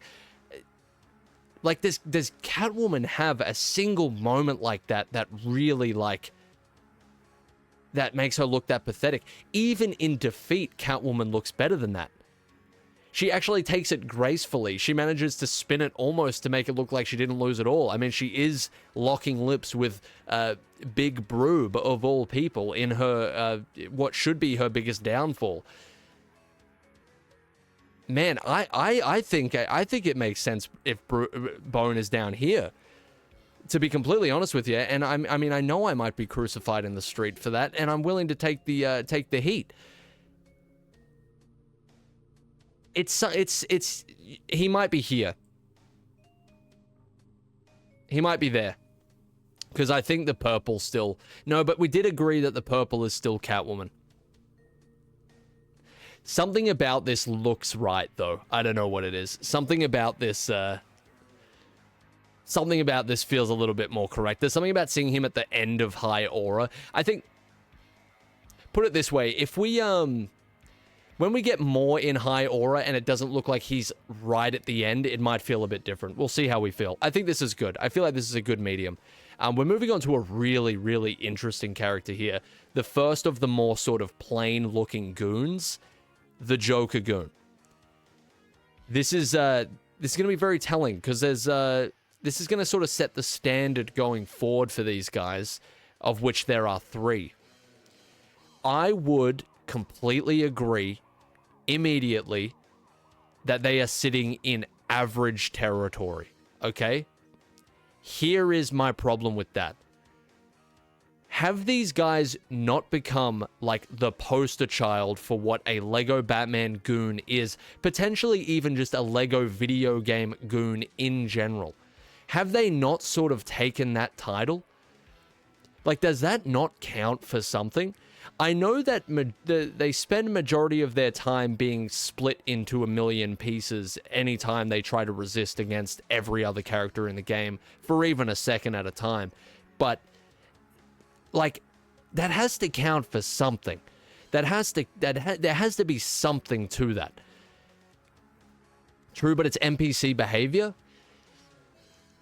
Yeah, but it's like, okay, Ryan Reynolds plays an NPC in that one movie, but it's like, he's above the other NPCs because he's Ryan Reynolds NPC, you know what I mean? Like, he's the poster boy NPC.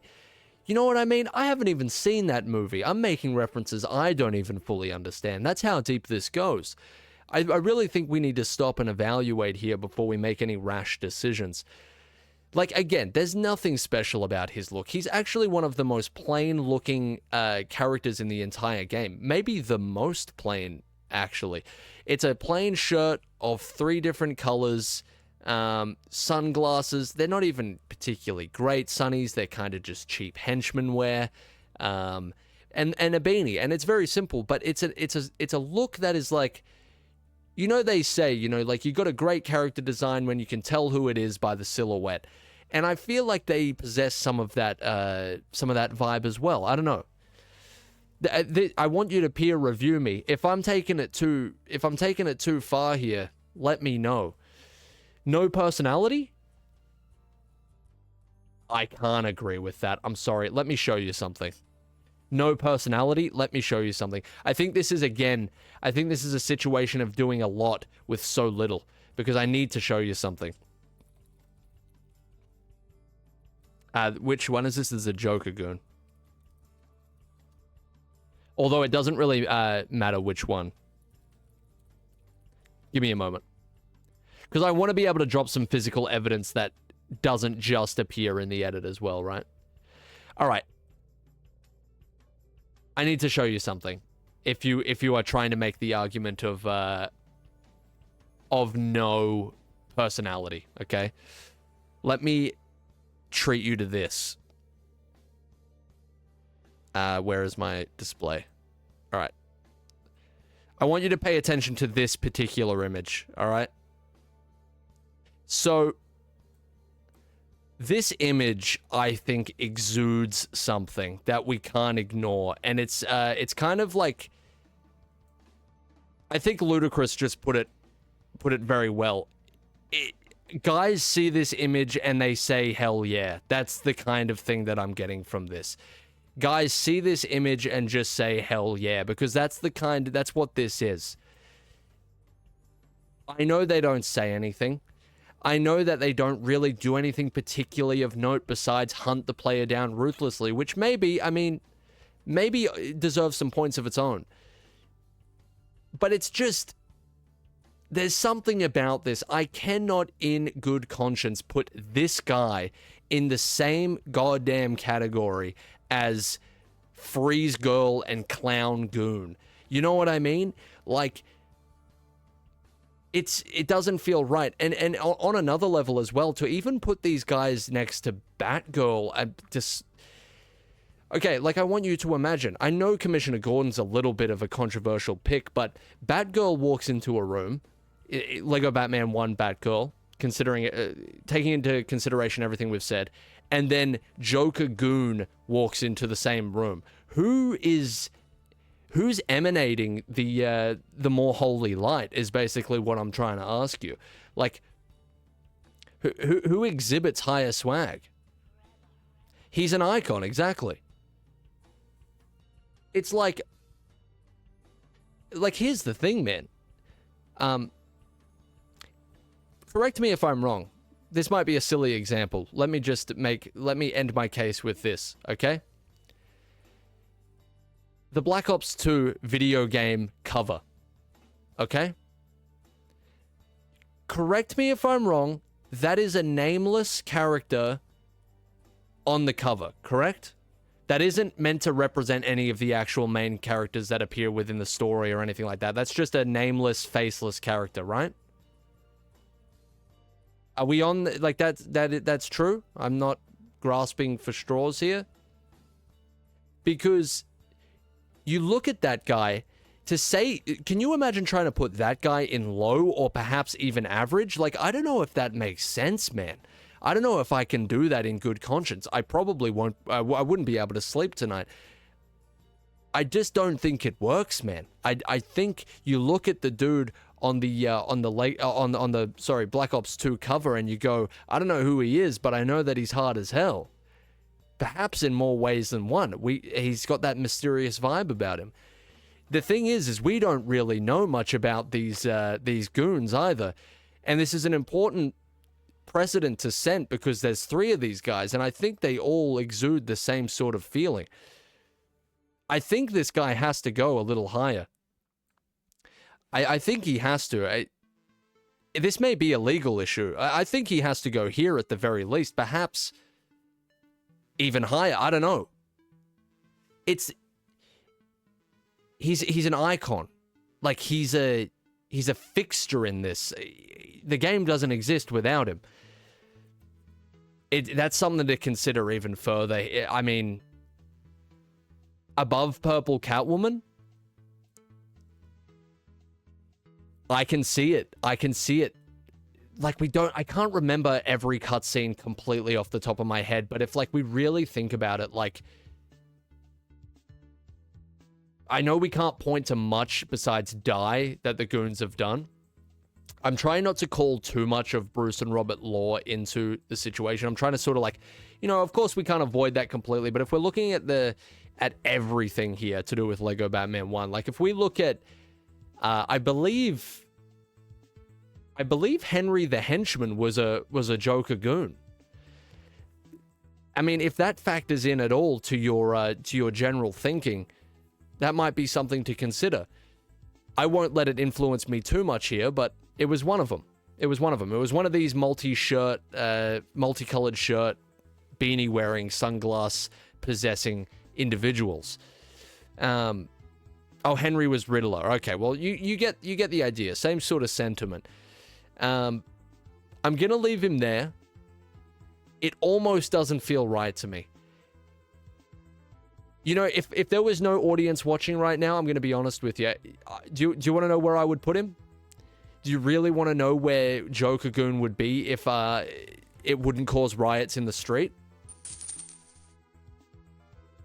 Gordon being an average Joe is a goddamn outrage and is worthy of the death penalty. Just because his lung cancer is making him weaker doesn't mean he is not still the GOAT. I feel like we made a pretty good case, dude. Thanks for the 100 bits, Connor, but I feel like we made a pretty good case. Commissioner Gordon in average might be the biggest crime on the list so far, and when I do sort of look at the list as a whole, he is the one I look at and go, something doesn't feel right about this. There's room for us to change. If I can get presented with something that makes me change my mind, maybe. It's just he doesn't have many cold moments. And it's also, he's got too many negative swag moments for me to really look over them. But anyway, you want to know where I'd put Joker Goon if nobody was watching right now? I'd pull a sneaky one of these.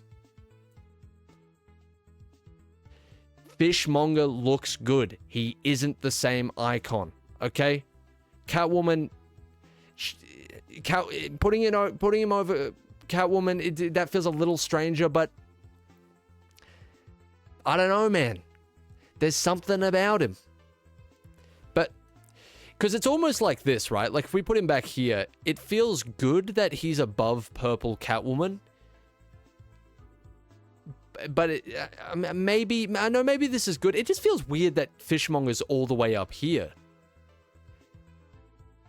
It's hard because we're making our decisions based on so many different categories. You know, purely visual. Do they come dressed to impress? Do they like have they done anything that's particularly embarrassing or something that just knocks them down a few pegs in terms of the swag meter? You know, I mean, these are important things to consider, but it's also like, what are their accolades? Like, what are their big set piece moments that kind of define them?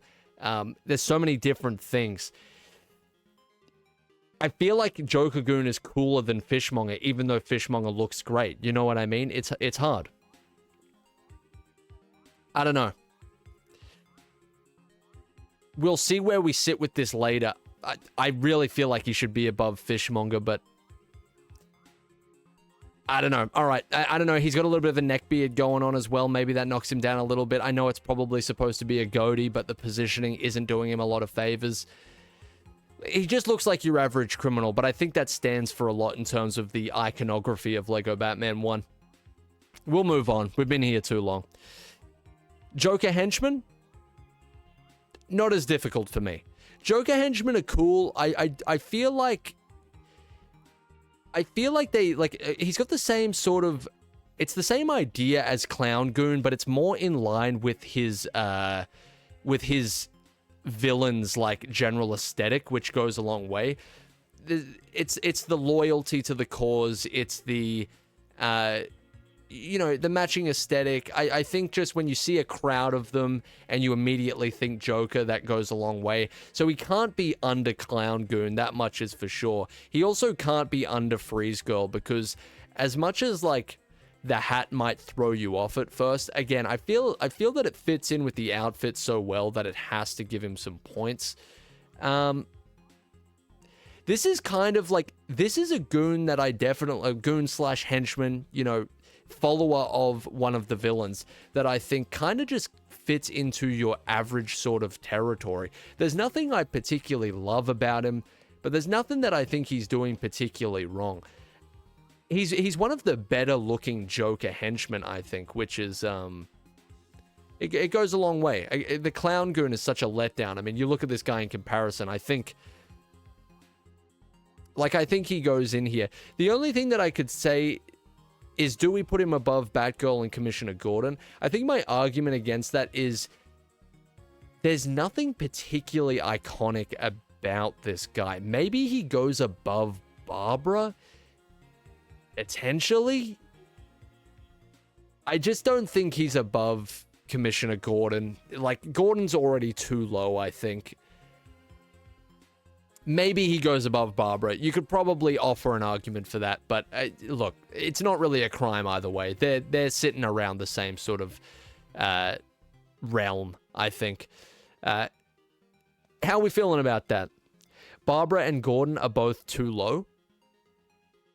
See, the thing with Batgirl is just, like, I think, one, the design isn't great. It just hasn't translated super well, and usually that's what would save a character we haven't seen do much.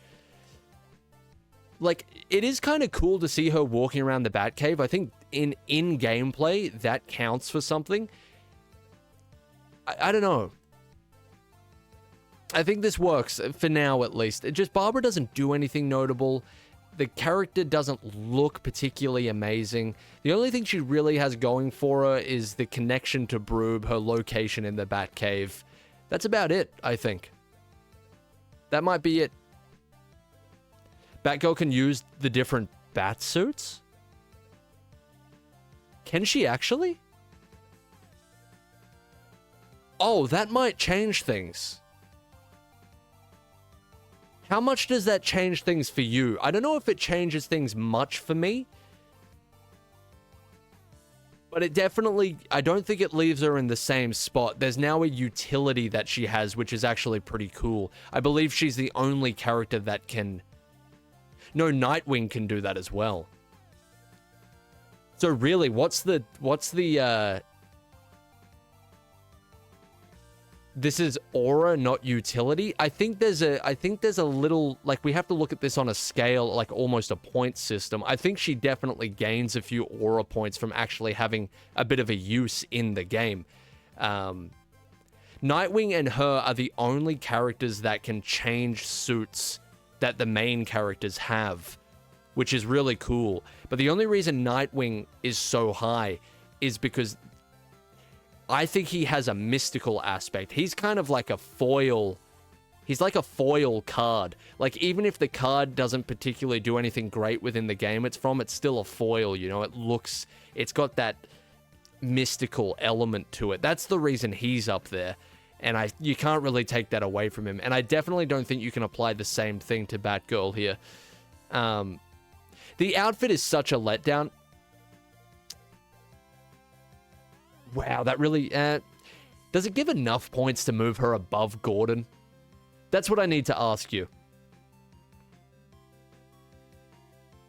Her versions of the suits look worse. She has the opposite of the Nightwing effect. Nightwing brings up Robert's... You're right about that. I hadn't even considered that. No, Phantomaniac brings up a great point. Nightwing actually enhances most of Robert's suits. I think there's one I can remember I don't particularly like. Again, most of this will have to be shown in the edit. I think there's one that I don't like, but yeah, Nightwing elevates the suits in a way that Robert could never. Does Batgirl elevate Bruce's? I wouldn't really say so. I think there's actually quite a few that are considerably worse. Yeah, man, I don't know. I'm gonna have to say I don't think she can go above Gordo for that. Yeah, I don't know. Again, it's so weird. Gordon feels simultaneously too high and too low now. Just because, like, Batgirl doesn't have too many negative qualities in the aura sphere. I'm gonna leave it. Long discussion just to leave it, I know, but it feels... We have to talk these things out. It gets pretty complicated. The conversation goes deep. Let's move on for now, anyway. Joker Tropical. This is tough, because with a character like Joker Tropical, I feel like it's almost too hard to completely divorce him from where this suit comes from. It is not by any means a good aura. It is quite possibly the most deplorable aura that you could have, right? But when this character appears, when this character is present in any situation, you see this design and it is a strong feeling that you get. There's a palpable feeling of dread. There is, like, this is the peak of villainous activity. I don't want to get too far ahead of myself Worst here, character, but he has no hustle. He is quite literally the Joker on vacation. he is the Joker on vacation, but at the same time, what this represents is... You can't take it away from the design. It's like Mad Love. Like, as much as I'm trying to judge just Lego Batman 1 as Lego Batman 1 and completely keep it self-contained, outfits like that, you can't divorce them from their original origins, I feel like. It's just... I mean, it's trying to forget what a banana tastes like. You can't do it, right? Joker Tropical has to go in God. I'm afraid it's undebatable. Thanks for the 100, by the way, Medium. I'm happy to see some conflicting opinions here. That's very important. It makes me get a second guess. At the end of the day, this is just my list. I will make this list available for other people to use if they see fit. So you can correct me after this if you feel like it. But I am looking for all the input I can get. What did Connor say? When he walks in a room, you know you are going to lose feeling in your legs. And that's the thing. When he walks in the room, there is a distinct, strong feeling you get. And while it is a negative feeling, I guess you could say, because he's a villain, he's probably going to do terrible things. It's not stinky aura. You know, he's a god of the villain game. We have to put him up there. It's just a matter of where we put him. The feeling is so strong. It's like, I know that we have a personal connection to Basil. I know that we do. But to look at this a little bit more objectively, is Basil too high? Like, it would be a different story if maybe he was the only one who could double jump, for example. No, am I hitting a nerve that I should back off and back away from? Okay, I'm backing off, backing away now, backing away. The YouTube audience may disagree when this comes out, but I'm backing away. My hands are up. You can't see it right now, but my hands are up. Okay, don't shoot. Okay, all right. I'm backing away. I'm backing away. I'm the YouTube audience. Back away. Dude, all right. Wart just put me in my place. All right, I'm back. My hands are up, dude. Palms are showing. There's nothing in them. I'm away. Let's reset here. Joker Tropical. All right. Correct me if I'm wrong. I can see him going above both Bruce and Nightwing, I would say. How do we feel about that? I just feel, maybe, but, okay, here's the thing. I'm going to be honest with you. Tell me if you agree with this. Don't shoot, all right? This is purely a hypothetical, but tell me how you feel about this.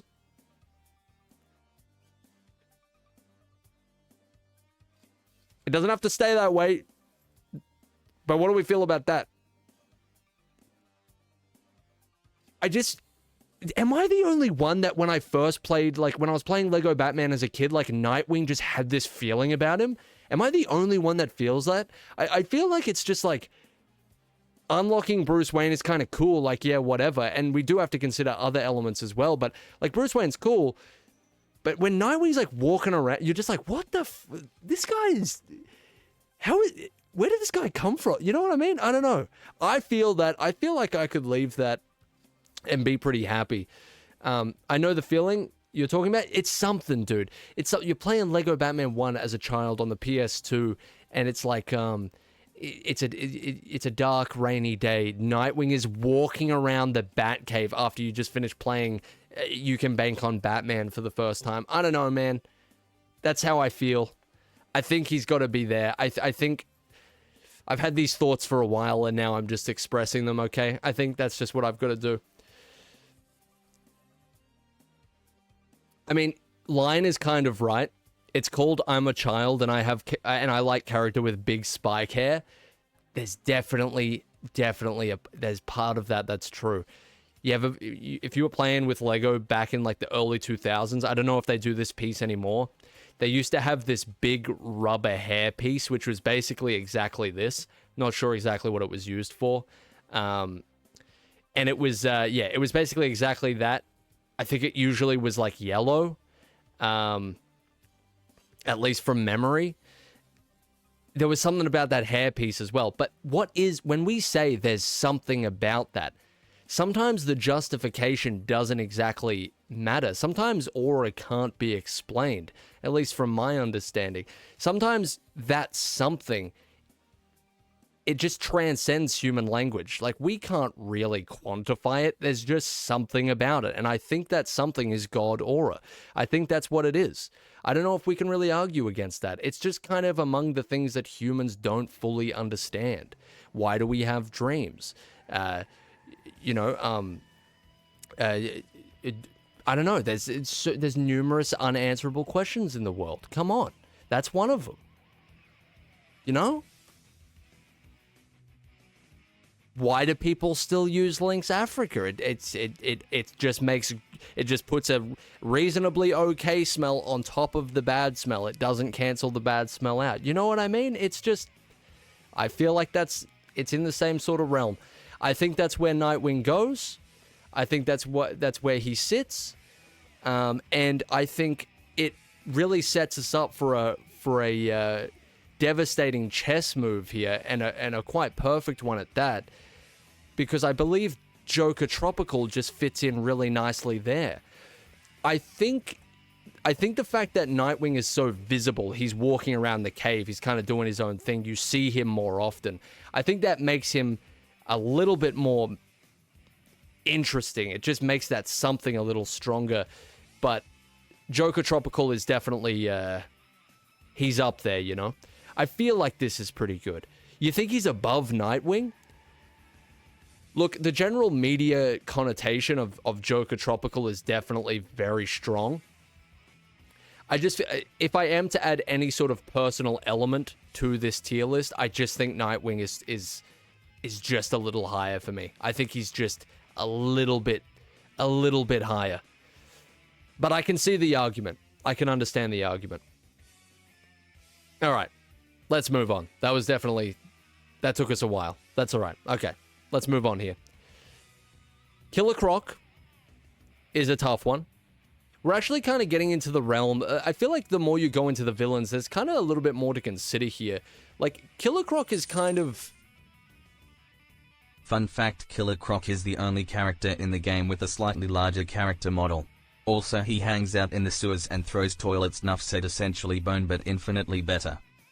Dude, I love characters that hang out in the sewers and throw toilets. Thanks for the 100 bits there, medium rare.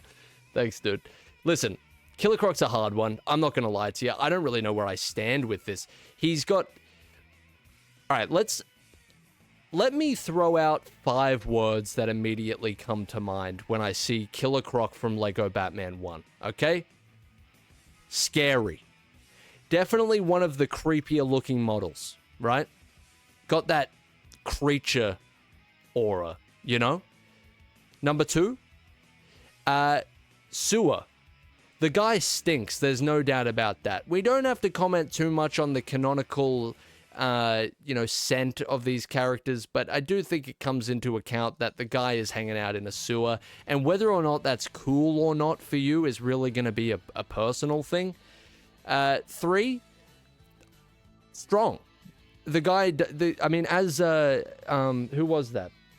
Sorry, I just forgot. As Medium Rare just said, I actually didn't know this. I'll have to confirm, but apparently the character model is slightly larger than literally everybody else, which is, if we can get a fact check on that, I mean, that's kind of insane. Can we get a fact check on that one? What's the consent? Is he actually slightly bigger? Oh wow, Hayden just brought up an excellent point. I completely forgot about that. Is he he is because of his stance? Well, I mean, look, the physical sort of he's a physical specimen, right? He's intimidating. That's definitely adds to it. 4th word, toilet. 5th word, look, I ran out of words. Here's the thing. I don't know to... Well, I guess, you know what? Actually, 5th word, Robert, because I think this needs to be put into the equation as well, as Hayden just mentioned there. Killer Croc is single-handedly responsible for quite possibly the most brutal attack on Robert that I think we see throughout the entire game. Not even Bruce manages to compare in terms of brutality. I heard it on a YouTube short, so it has to be true. I think it's by 0.25 percentage points.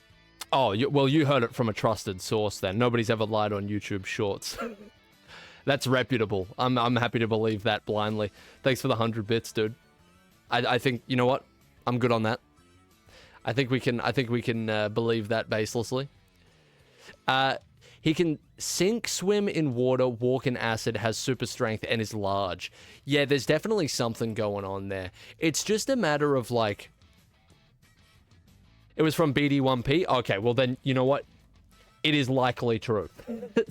that dude knows... You know, if anybody should be doing this list, it would be him. he'd be whipping out some interesting anecdotes about each character here, for sure. You know what? I feel a little underqualified, but we're going to keep doing here. We're doing our best, okay? So listen, Killer Croc. It's tough, man, because, like, it's weird. Does your friend, like, I want you to think about your best friend right now. If your friend walks around in the sewers in his spare time and, like, throws, like, garbage around there, destroys garbage in the sewers in his spare time, and then tells you about it, does he gain aura or lose it? Well, pretend you have a friend then. I don't know. Use your imagination. Does he gain it or does he lose it? Because I just need to get on this. I need to figure out how I feel about the sewer business. He'd lose it big time? Yeah, it would almost... He's already creepy looking. It would add to this almost like, oh, I don't really want to be around this guy, to be honest. I don't know, man. There's so many other attributes that I think make... You know what? Aura doesn't mean socially acceptable, though. That's the thing. Well, I mean, I guess by some definitions it does, but in some way I think it's just like he does have a little bit of a mysterious feeling about him. I think the sewers by nature are kind of mysterious. I think his numerous attributes that other characters don't have is really interesting, particularly the size difference and the numerous utilities that he has. He might be in high even though he's a little gross, you know what I mean? He's a little gross, but he might be high aura, just in terms of like the hanging around in the sewer thing might just add to the general mystery behind this fella. He can't be lower than Bane. Now, see, that's the thing. I honestly think we have enough here to, He's so weird. He doesn't feel high aura, but when you break it down, he is. So it's kind of like we're going evidence versus vibes here. I'll be honest, man. If we're going purely breaking down the facts here, he probably sits here for me. I don't think he's above Hush because I think there's a few things that kind of let him down a little. But then again, he has more observable qualities. Like when I look at this kind of makes sense as well because, oh God, that actually looks kind of good. That's actually speaking to me. I'm hearing whispers. Here's the thing, man. I don't know. He has more observable qualities, you know what I mean? He's definitely got more utilities, which kind of makes him interesting. These two could probably swap out for different reasons, to be honest. These could swap out. These could swap places pretty comfortably, and I wouldn't mind, and I suppose that's okay. Man, I think... Look, we put him here for now to keep the peace and to avoid, again, there being riots in the street. If you're watching this and you really love Hush for the same reasons that I do, especially the Lego Batman equivalent, I apologize. Look, I really feel like these two are pretty much interchangeable. They could sit on top of each other, and I'd be pretty happy with that phrasing. Let's move on to quite possibly the easiest one on this list. And I may do something slightly controversial with this one. Killer Moth is, in general, a character that is like... For the longest time, genuinely nobody cared about him, but it got to the point where through, like, I don't know, the proliferation of, like, internet meme culture, over time, Killer Moth started gaining his flowers. And I know that pretty much, because he has such few appearances as a character, pretty much everything about him gets mentioned these days by Killer Moth enthusiasts, but I think it really stemmed from Lego Batman. I think, like, the love for him that we see today wouldn't have been possible without Lego Batman 1. I think if he wasn't such a lovable, interesting, and underrated character to begin with, which they perfectly put on display in Lego Batman 1, I don't think it would have been possible. I think he would have remained a relative no-name for a long time. They managed to pretty much nail down everything that there is to love about this character in one game. You could argue that he's achieved a somewhat impossible feat in that he does a lot of low aura activity that somehow gets converted through some energy exchange into high aura. I don't know how it works. Like, being obsessed with light sources, the goofy outfit, it should all be low aura activity, but it's not. It's been converted, and I think maybe it's fair to say that it's always been that way. It just took a while for everybody to catch up, and I think Lego Batman 1 was the perfect catalyst. He walks in, you know exactly what you get with him. He's got just I think everything about him is really perfect for the god tier. It's just a matter of where we put him. He may be the most underrated character and simultaneously the most loved, the most passionately loved character in this game. And that has to count for something. There are Twitter pages dedicated to him. There are, me and numerous other people who make videos on the internet have expressed their love for him. It's something that nobody's trying to hide. I feel like Killer Croc being a high aura individual is fair, but nobody's out here really toting their love for him in the way that, for example, Killer Moth has. So it's just, I think it's pretty simple that he goes into God, but where do we put him is the problem. Let's look at who he can't go below. He can't go below Bruce Wayne. He can't go below Joker. While I think Nightwing has a level of mysticism around him, I don't think he can go below Nightwing because it's just... I think his come-up is too impressive. I think he goes above Basil, to be honest with you. I think Basil... We're coming to appreciate Basil more and more because we stopped to appreciate Killer Moth. I think that's kind of where that started. Is Killer Moth at the top of the list? Is Killer Moth at the top of the tower? Like, when you really think of characters that have almost, like, transcended the game that they're from, in a way, maybe I'm overselling it a little bit, but that's how I feel. It kind of makes sense to me. I think I'm doing it, man. I just think he's got so many qualities that lend itself to this. I mean, he can't exactly fly, but he can glide as well, which is kind of a rarity for characters in this game. I believe only 2 of them can do it. Killer Moth and Man-Bat. And I mean, this is just adding pennies on top of the pile, but... yeah, I mean, yeah, I think he's got to go up there. I really wouldn't feel bad looking at something like this. Like, if Alfred is the godfather of swag, Killer Moth might be the great godfather of swag. He might be some sort of ethereal eldritch being that has just sort of passed that level of energy down upon the rest of the world. That looks perfect to me, to be honest with you. I definitely wouldn't argue with that.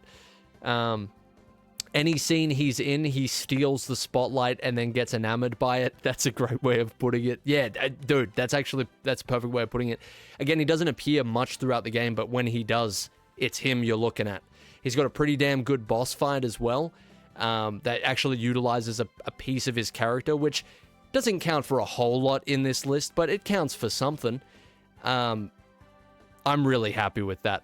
I'm really happy with that. He's pretty much the pinnacle of God aura in just about every way. Yeah,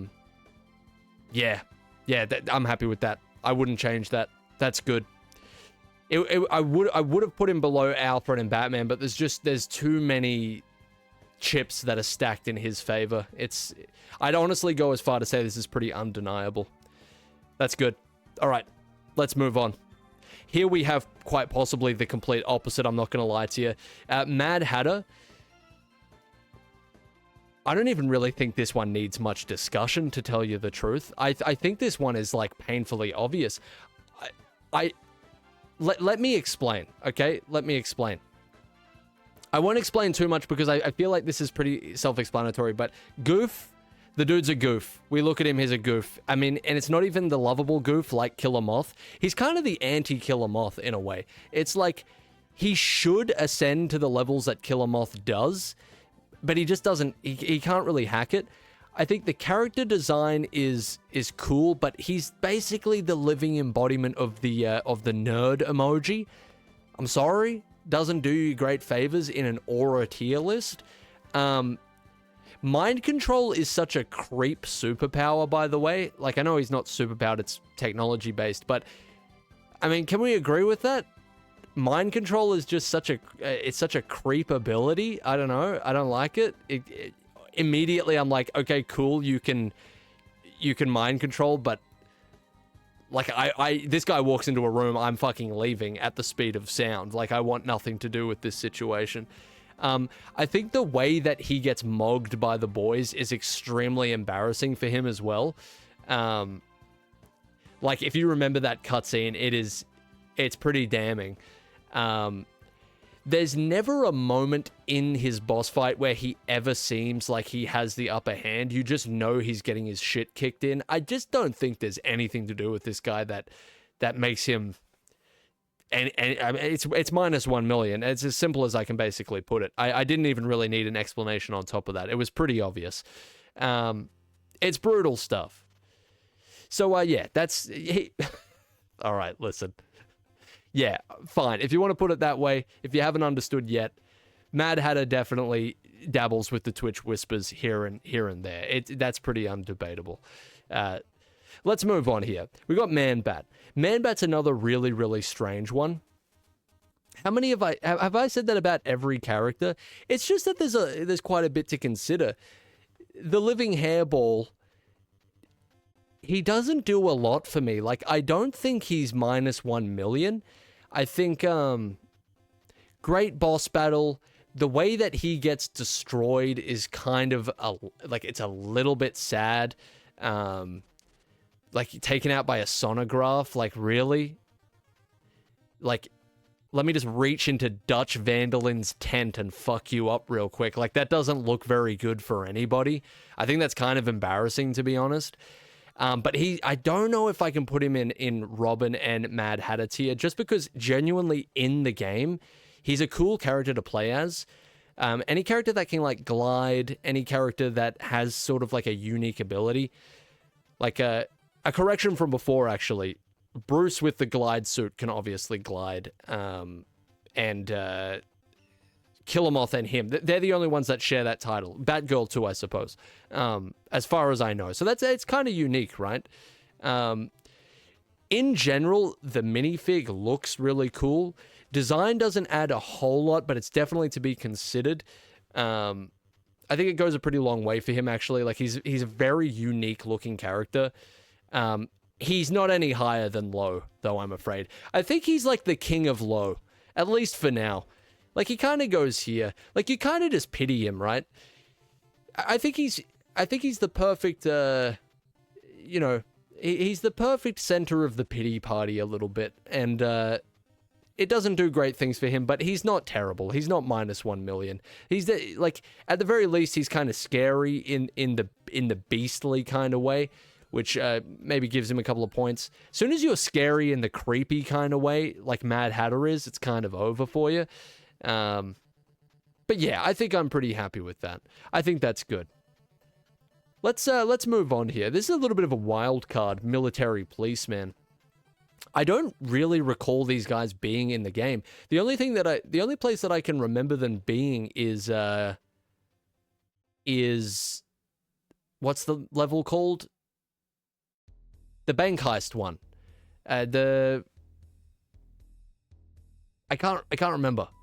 He's not very memorable. And I will say one thing, if we're talking on designs, in terms of like helmets go, or hats within this game, he's got one of the worst. It's just like, I don't know. I pour a bowl of Cheerios with that thing in the morning. You know what I mean? It's not really doing it for me. I don't know if is it low or it's average to just be totally unmemorable? Does he have anything to do with his character in terms of playability that any other character doesn't have? Does he have like a unique weapon or anything like that? Anything at all? L drip, no impact? Yeah, there's very little impact at all. It's cool to have like a different sort of thug, or not thug, enemy in the game, I suppose, but he has a family? It's a shame. Machine gun is cool. The machine gun's interesting. Like, average Joe is just kind of like, you're kind of middle of the pack. I think you've got enough aura to prop you up, but not enough to send you into god levels, you know? In this case, I just think he's lacking enough aura to get up in the ranks at all. To be honest, he's so unmemorable. He might be the lowest of the low so far. There's nothing... Maybe he's above Clown? At least he's a little cool because he's got the machine gun. But, like, the one thing that I have to say is, like, at least Freeze Girl has a memorable look. She's from a memorable location, a memorable level. She's connected to a memorable villain. Then you've just got military policeman, and he's, like, one mediocre sort of level, nothing really to him. Irrelevant, lower than Mime. You reckon he could go here? I guess at least Mime has the connection to the Joker, and you usually find him in better levels, but he could go here or here. It's pretty much interchangeable. This looks good. It's just, I find something about Clown Goon cringes me out. I think it's the Mime thing. He's not negative. He just doesn't really have anything propping him up. I'll put him here for now. I think... Does a soldier have less aura than a clown, than a mime, though? I think he's here. I'm sorry. I think it's my personal bias against mimes, I suppose. I don't know where that came from. But perhaps some deep-seated event in my life is propelling this bias forward, but if there is, I can't remember it. Probably a terrible sign. Let's move on. Mr. Freeze, Big Vic, the man himself. There's really not much to say here except for, I mean, he's definitely up there. I do have a problem, and it's the fact that Mr. Freeze, the way that he goes out is entirely embarrassing. It's a similar situation to Harley in the sense that the way that he goes out is by, like, I guess he uses his freeze gun too much and then gets exhausted. He kind of, he's got, like, it definitely gives him an elderly feeling, you know? He's not built for this the same way that he might have been a little while ago. I don't know. It's just... The way that you get him is kind of embarrassing, and I will say the way that he goes out in his final cutscene in the hero story is definitely... That's one to leave somebody red-faced, you know, if they had the body temperature for it. It's like the gas canister on the back of his thing goes haywire, he flies around the room. It's the equivalent of, like, falling off the monkey bars and then... having your pants pulled down by them as you hang upside down, you know? It's like that kind of vibe. It's not a good look. And it's like it can't beat him down into low or average, but I think it's something that keeps him shackled in high. Like, he could reach the qualities of God aura, but I think it's like a ball and chain situation. He's just not capable of ascending. I think he's got a great design. I think his weapon is awesome. I think the way that it's utilized in the villain missions is really fun. His location is amazing. I mean, he's from, like, what I would argue is one of the best missions in the game. It's tough. He has a menacing presence, so when Big Vic whips out the glicky, you know you're about to be blasted into the atmosphere with his finisher. Yeah, man, no, you're right, I forgot. God, see, this is why I need everybody here with me so we can really get this straight, because there's some points that I'm missing. Thank you for the 100 bits, but more importantly, thank you for making me realize that when you pull up to an icy reception, the cops out front, like, your impression, your first impression of that mission, your greeting is...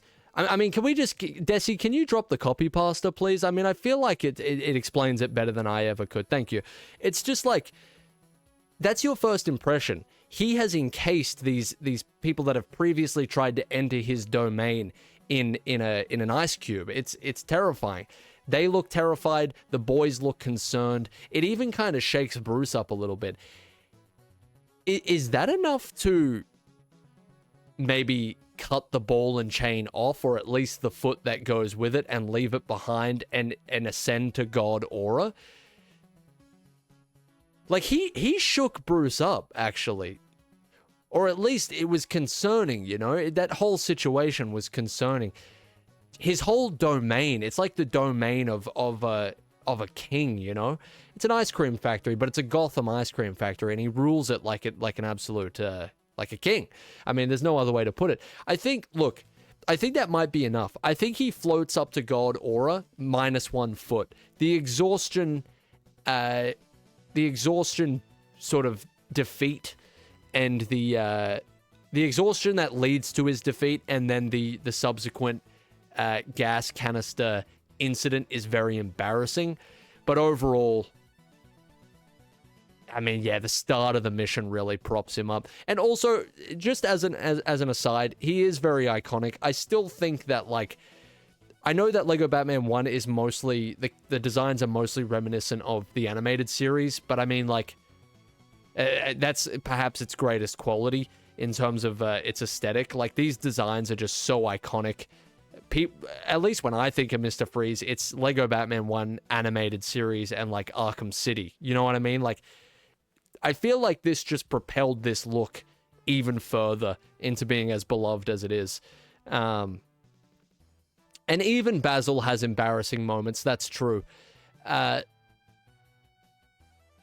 Mr. Freeze go above Nightwing? I think he does. I think he's just got too many accolades for him not to, but it's close. Here's the next question. Does he go above Clayface? Does he go above Clayface? He has almost like this merciless king vibe to him in an Icy Reception. He does, though. You know what I mean? Can we feel the vibe real quick? Can we just, like, look, let's do a vibe check, as some might call it, okay? I want to show you something. I want to show you something pretty important. You have to remember he is Robert's father. Yeah, that is an issue. I won't lie to you, but that's more our own personal canon. Not everybody is going to fully understand that, you know. But let's do a vibe check real quick. This is just for us, all right? Not to reference myself, but I just think any explanation that I can give is no better than one I've already given a long time ago, and I think it's just better if I play this. This might be the thing that sways you. That's you. I don't want to look at you. This is a problem. Hold on. It's all gone to shit. It's all falling apart. Why are we listening to just car sounds? What is this? This is a strange playlist. Hold on a second. All right. Here we go. Oh, it's too zoomed in. Give me a second. Display capture. Please fit screen. I absolutely hate OBS for this type of thing. Hold on a moment. Fit to screen. All right. I think I explained it better here. Understand that this is an analysis of the mission, but Victor is responsible for the aura on display here. Take a look at this.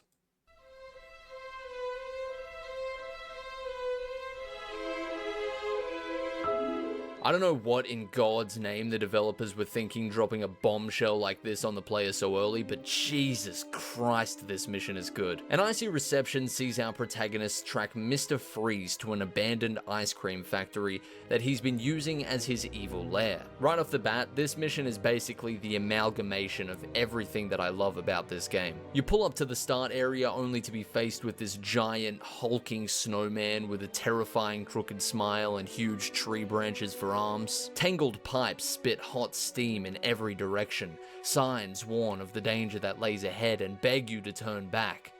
But you don't. And so you're faced with the ugly remnants of those who tried before you. Then the cutscene ends. The mission starts.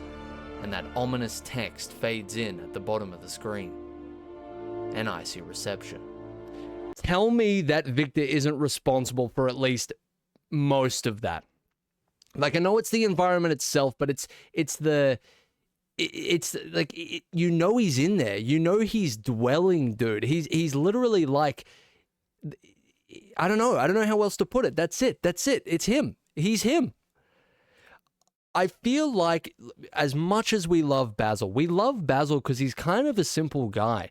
Like, there's not that degree, there's nothing super crazy about him in that way. It's just, he has this effortless ability to have God aura. You know, he's not trying. Victor definitely, like, he's cultivated this villainous feeling that surrounds him, you know what I mean? I guess you could argue some of it's effortless and it's just a result of his crusade, but I mean, come on, dude. I mean, even look at how cold the outfit is. No pun intended. Look at how cold the outfit is. Basil can become Victor.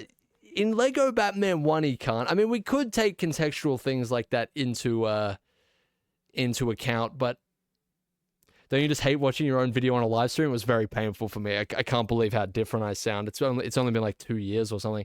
But I just think that's the best way I could possibly put it. You'll start a civil war. I'm just going to look at the two characters for a second and go, who here? Okay, never mind. It might be Basil. It might be Basil. Oh, I don't know. Here's the thing. If we're looking at origins stories, who's got the cooler origin story? Like, whose crusade is cooler?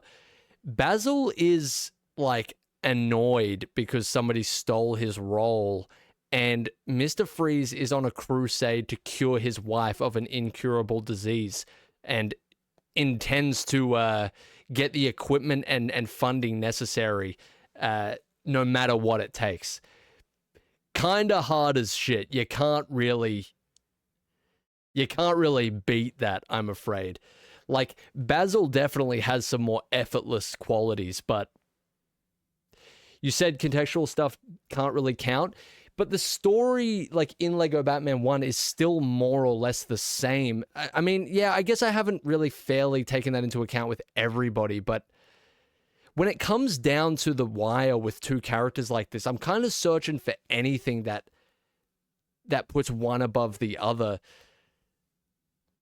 And again, some characters are, I mean, a lot of these characters are so synonymous with the general details surrounding their character, it's hard to completely divorce them of it. Like, I definitely still look at Mr. Freeze and understand why he looks like that. Like, I understand his goals are obviously, I know what he's driven by. I know what led him to look like that. It's hard to completely separate a character from all of those details, especially one as iconic as this. I think I have to do it. I think it just makes sense. I think that's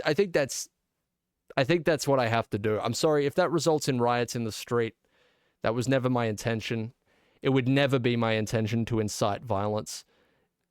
It's just that I have to be true to myself. I have to be true to what I'm really thinking, what I'm really feeling. And to tell you the truth, that's what it is. That's what I'm feeling. That's the vibe I've got here. I'm sorry. Trust me, this isn't some, like, slight to Basil. Love Basil. You know this. You're a schminkle? The people have spoken. I can't get away from that. It's just how I'm feeling. All right. It's okay. I'm happy to be wrong in your eyes. They're close, all right? You could swap them out just about. Maybe not. Mr. Freeze is up there. Okay, I've stated my case. That's all I've got for you. I'm gonna, hey, see you later, Nate. Thanks a lot, man. Hope you enjoyed this for day 200. Appreciate you sticking around, man. All right, we can obviously, I mean, Penguin Goon, we've already done this. The color of the shirt really doesn't matter to me. He's up there. I think, like, maybe the villain that they're attached to could have some sort of pull, and so I'll put him under Joker for that. But yeah, the shirt color doesn't really, it doesn't really influence too much exactly. Penguin Henchman, gonna be honest with you, Penguin Henchman doesn't have a whole lot. he just kind of looks like a nice guy, if that makes sense. Like, he just kind of looks silly. Like, he's actually got a kind of unique aura among the Lego Batman characters, which is, I feel like I could give this guy my car keys and say, I'll be back in 5 minutes, please don't steal my vehicle, and he wouldn't. I don't know. Like, I know the events of the games contradict that. He is still a henchman at the end of the day, and a Penguin one at that, which definitely docks you down a bit. But, I don't know, man. To be honest, he's low, but there's a friendly vibe. There's a friendly vibe. I don't know. I think he's more interesting than Freeze Girl, Military Policeman, and Clown Goon. Like, even though he doesn't have that much to him, Average Joe, again, it doesn't mean that he looks better exactly. It doesn't mean that he acts better exactly. It's a complete aura is a complete summation of somebody. Well, no, it's not. It's a complete summation of the feeling that they give off to people in general. Like, what he truly is, maybe what he truly is doesn't even really matter. It's the signal that he's putting out there. That's what it is. Does he give Average Joe vibes? Is there anything against him besides, like, does the silliness work in his favor? I think he's kind of average, to be honest. Like, me putting him in average doesn't mean he's better than Man-Bat exactly. It's just, it's the signal he's putting out. He's kind of a friendly dude. I think being associated with the Penguin kind of puts him down a little bit, but I might just put him in Average Joe. Yeah. Yeah, I don't mind that. And look, the outfit doesn't do big favors for him.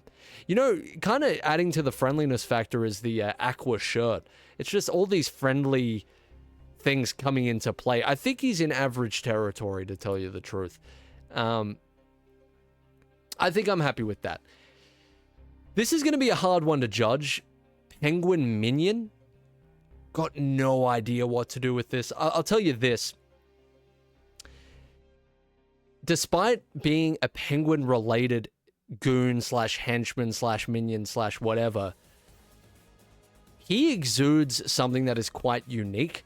It's like we see him numerous times. Well, I guess not just him, but the penguin minion species. They're out there like holding people hostage, telling them to run their pockets. There's so many different cutscenes of them doing some truly, devious activity. I absolutely hate Penguin's lair, and I'm not a big fan of Penguin in general in terms of his aura. So it's hard for me to completely separate the two here, but this might be high aura. It's just a matter of where. It might... So far, this might be the highest aura goon or, assistant to villain that there is. I think, like, he's higher than Catwoman Classic. He's higher than the Joker and Penguin Goon. He's higher than... He kind of almost seems...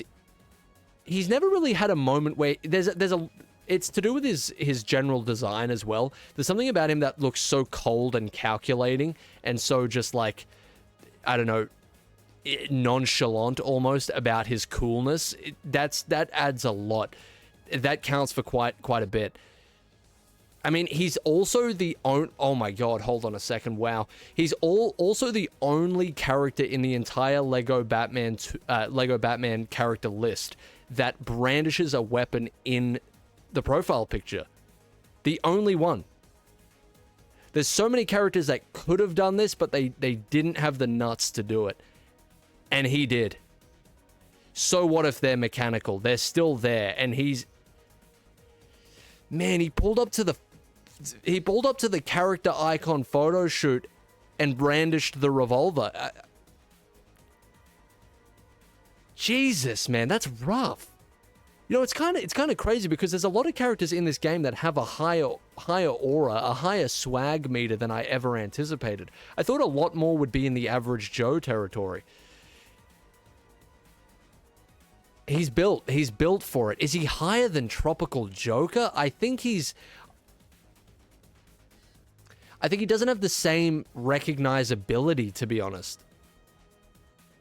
He could go here and I'd be happy.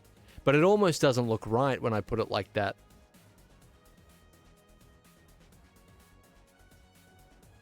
The gun in the profile picture is so ridiculous. It's so like, I don't know, dare I say that's just, is that, I don't know. You really think 2 more up here? How much heavy lifting is the gun doing? Or is it just the general... He's almost like... He's just a cold-hearted killer, I think, is the vibe. This doesn't make sense to me, to be completely honest with you. It doesn't make perfect sense. I think... Oh, maybe. He's the only non-minifig? That's kind of interesting as well. He's just got the energy...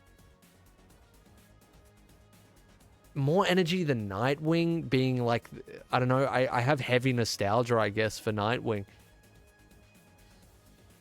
Does this make sense?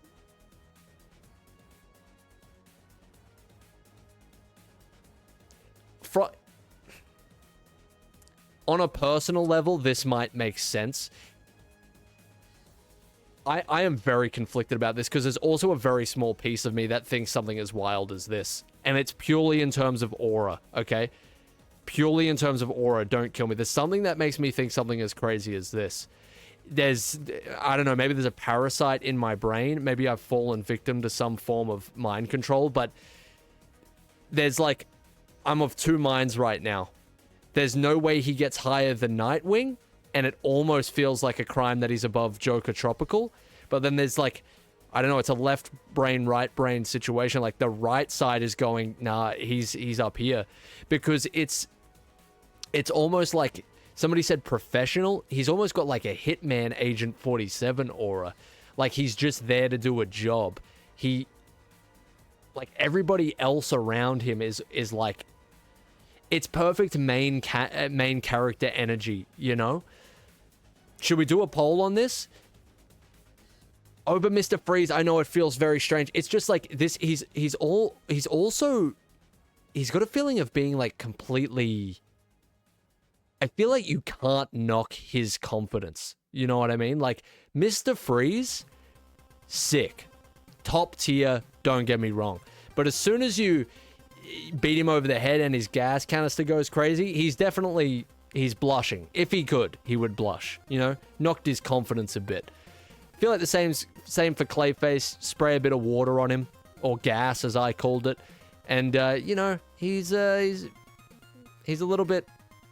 When he goes to bed that night, he feels a little embarrassed. The events are playing back in his mind. He's lost a little bit of that, what would you call it? He's lost a little bit of that, there's a word. He's just not looking at himself in the mirror exactly the same way. The thing is, when Penguin Minion fails, he is so locked in. He is so ready to die for his cause that he just explodes. And that's it. Gusto is the word. Jesus Christ. Yeah, he's lost some of that. Penguin Minion just explodes, and that's basically that's how he goes out. There is no looking at yourself in the mirror the next morning after an embarrassing failure, because that's just it. Failure equals death. There is no other way. It's kind of crazy. The feel, like, again, we when in doubt, we always have to go back to just what is the prevailing feeling here, and I almost, as much as it pains me, I almost feel this. He doesn't go above Bruce and Alfred for me purely just on like an iconic basis. It's hard to knock Bruce and Alfred from this position. I feel like Killer Moth is the only one capable of doing that. Let's do a poll. Could we run a poll line? Could we do that? I feel like we could do that. I feel like this is a situation where we might need a little bit more of a definitive input here. This is the poll. Does he go below Bruce or does he go below Nightwing? Because I feel like those are the two extremes that I'm at. It's 2:30. He's been streaming for 2 hours. If you got to sleep, dude, you sleep. Make sure you sleep. It's all good. It's no, we're not doing above Alfred, okay? That's much too serious. Look, I'm happy to put him here. No, you don't have to boot up the PC. You're good, dude. You're good. You sleep if you need to. I'm happy with this. I feel like this is... There's a part of me that feels like it's criminal, but I will... It's not a position that I would vehemently... Or, I guess a better word, it's not a position that I would passionately defend until my dying breath, but I can see it. I can see this side of the argument. Yeah, alright. I'm good with that. We had to sort that one out. I'm not happy. I'm not thrilled. I just feel like it's almost undeniable, in a sense. I don't know. I'm gonna move on though, because we need to keep the ball rolling here. Put a pin in it. We can think about it. Okay. Poison Ivy Goon. It's like it's almost. It might be less than Mad Hatter. I don't think there's a single solitary fucking reason why he would be above anybody. To be honest, it's total creep. It's total Oh wait, what is the bottom here? Is this the bottom or is this the bottom? I feel like it should be here. He's the bottom of 1 million. All right, yeah. So that's, okay, that's better. Yeah, so, no bottom of the tier is the bottom? Bottom of the, yeah. Make no mistake, Robert is the low of the low, the lowest you can get. And then, yeah, as you get closer to low aura, I think that makes more sense. Yeah, Poison Ivy Goon's way down there. It's I don't even really need to explain it. It's total just creep energy. He brings nothing to the table. I mean, if you can hit me with any reason why he shouldn't be down here purely off just a vibe basis, feel free to do so, whether it's in the chat or in the comments once this becomes a video. It feels pretty obvious to me. I'm going to move on. Poison Ivy. While it is manipulated aura, I feel like her ability to make people literally fall in love with her is, within the context of the game, enough to squeak her into high by default. On an outside analysis basis, I think she's definitely in high. I honestly think I would put her... The design's pretty iconic. The level she's in is very good. What is her boss fight? She really, I mean, summoning the giant, the plant, and then having to defeat it, it can only really be defeated by a giant explosive is kind of hard. Man, to be honest, I think it's pretty goddamn high, to be honest with you. Does she have a higher aura than Harley Quinn? Like, there's two sides of this. Again, there's in-game and then there's the speculation outside the game, right? I think the aura might be higher. It's the ability to next to Harley?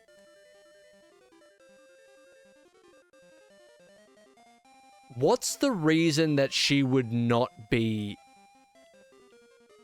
Is she above even Hush, though? There's so many different categories to judge it by.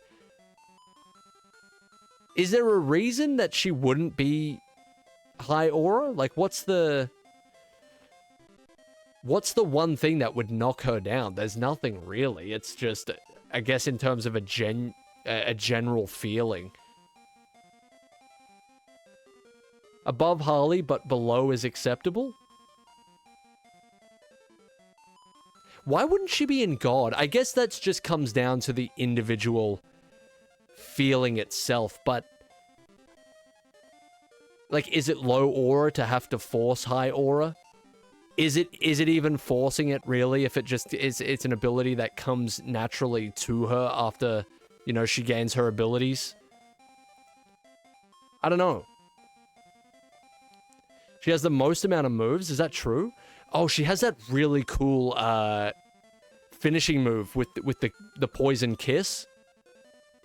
Dude, I don't know, man. She might have to go into God. I don't see a single reason why she shouldn't. Harley has, like, a slew of embarrassing moments that kind of knock her out of God. Poison Ivy has a bunch of unique moves. She can literally... she can choose how much aura people think she has at will, basically, depending on what pheromone she wants to emit. She might be low God. There's no moment that really propels her into, like, Bruce Wayne looking at his watch image swag, but she might be low God. She has that thing, I think. She has a double jump as well, and the most unique moves. I think, man, I don't know, dude. I think she goes here, to be honest with you. There's just... I think she's one of those characters where the feeling isn't too strong, but I think there's some undeniable pieces of evidence that you just can't look past. Like, she just does some crazy shit. There's so many people in God tier. I think there's just a lot of God characters in this game. It's usually the case... like, I think majority of the characters in this game are genuinely awesome for some reason or another. I think it makes a lot of sense. But here, I mean... The list itself is kind of off balance, because there's definitely a couple of low aura individuals coming up. The police marksman, for example, this might be the easiest average Joe of all time, unless you can think of a situation that maybe changes that. I think he kind of goes maybe between these guys. Just an average law enforcement dude. He doesn't really have anything particularly unique about him. Does he have a unique weapon of any sort?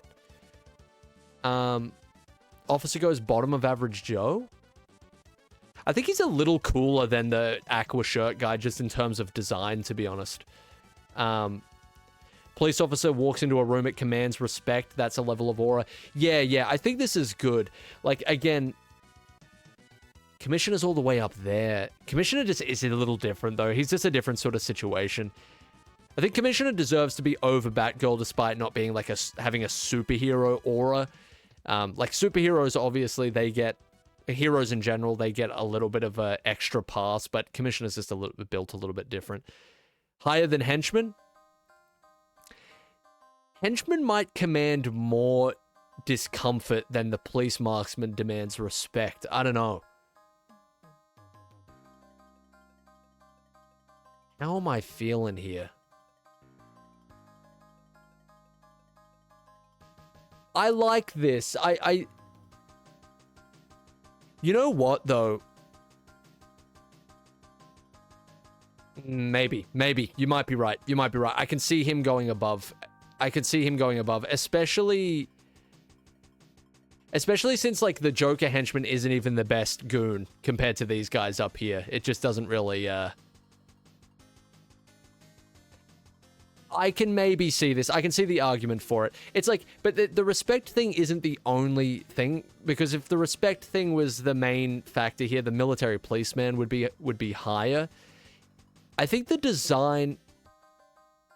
police are useless in Gotham as well, especially Lego Batman Gotham. They barely do shit. Actually, this police marksman might be the one that just looks at Catwoman in awe as she flips away. No, he has to be docked a few points for that. He's still average Joe territory, I think, because the design's pretty cool, but I think he's there.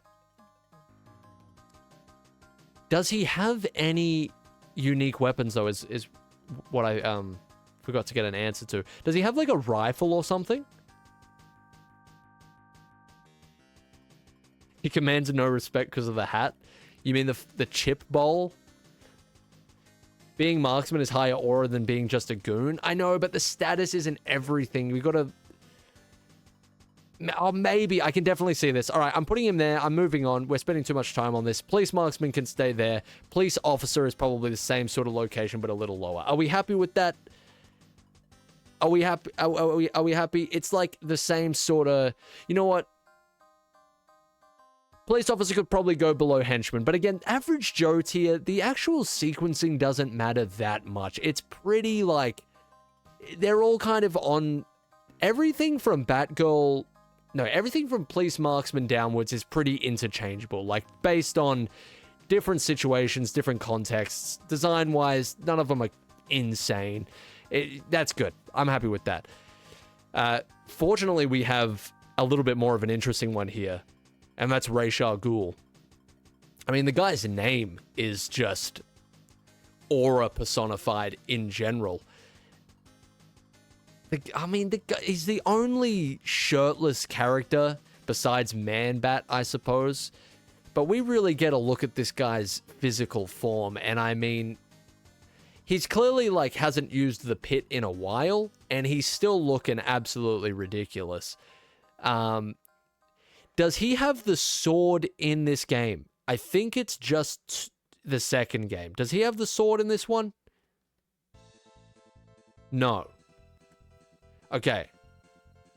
The bonus character as well. The bonus character element makes this, technically, I would have to assume, one of the least played characters in the game, because you have to get 100% completion in order to have him.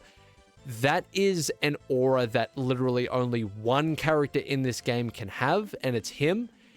That is a level of uniqueness that nobody else can achieve. It's literally only him. Many, Tut, you put it well as well. Many people who played this game as a kid never played as Ra's al Ghul because they never got 100%. I think, man, I think that gives you something that's kind of incomparable. He doesn't have any, like, for a bonus, as far as bonus characters go, I do agree, he's pretty disappointing. Like, if he had the sword, that would have been awesome, like he does in Lego Batman 2, but he doesn't. I can't remember his combat moves. I can't remember if he has like a unique jump or anything, but all that stuff isn't... If I can't remember, it probably wasn't that memorable to begin with. Look, the bonus character thing is carrying, the name is carrying, and I think the character design is kind of carrying. I think he overall looks really awesome. He doesn't have a whole lot of utility. I think he's sitting somewhere around Hush, to be honest with you. Because, like, if this guy wasn't the bonus character for 100%, he'd probably wouldn't be... He'd probably be in average Joe territory, honestly, or low-high. I think he is painfully honest. TBH, he has a useless ability by the time you get him, and the fact he is shirtless, even though he has more mystique being swole and totally clothed, not even a cape, just kind of makes him uninteresting. The cape would have been awesome. It was probably a technical limitation that he... I mean, they have other capes in the game, but, you know, the big cape with the collar, why didn't they do that? Can't have been that much of a limitation. There's definitely more... There's capes in this game. I don't know. I don't know, man. Thanks for the 100 bits there, Medium. I think he goes below Jim. Are you insane? I think the bonus character, regardless of how well you can...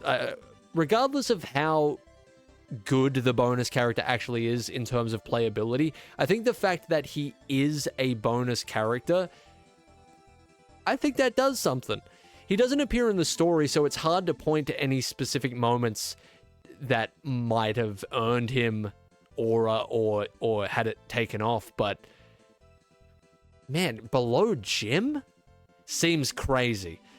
There's nothing particularly, as much as we love Commissioner Gordon in context, there's nothing particularly crazy about him in terms of playability either. I think he's here. He's here, or he's here.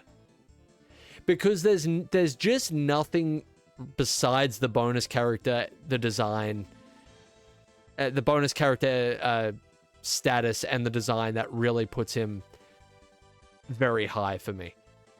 I think he has like, I think the design, the piercing green eyes and the ripped exterior, I think that puts him above like Fishmonger, Catwoman, and Bane has some embarrassments which definitely put him down. I think this is a good spot for him. I think Hush is a cooler bonus character, even though the requirement isn't as strenuous and difficult to get. I think this is good. I like this. I was going to put him in God just based off general appearance and the 100% factor, but yeah, this feels good. This feels good. I like this. Riddler Goon, super easy. We're just putting them all together. High Aura is now very populated.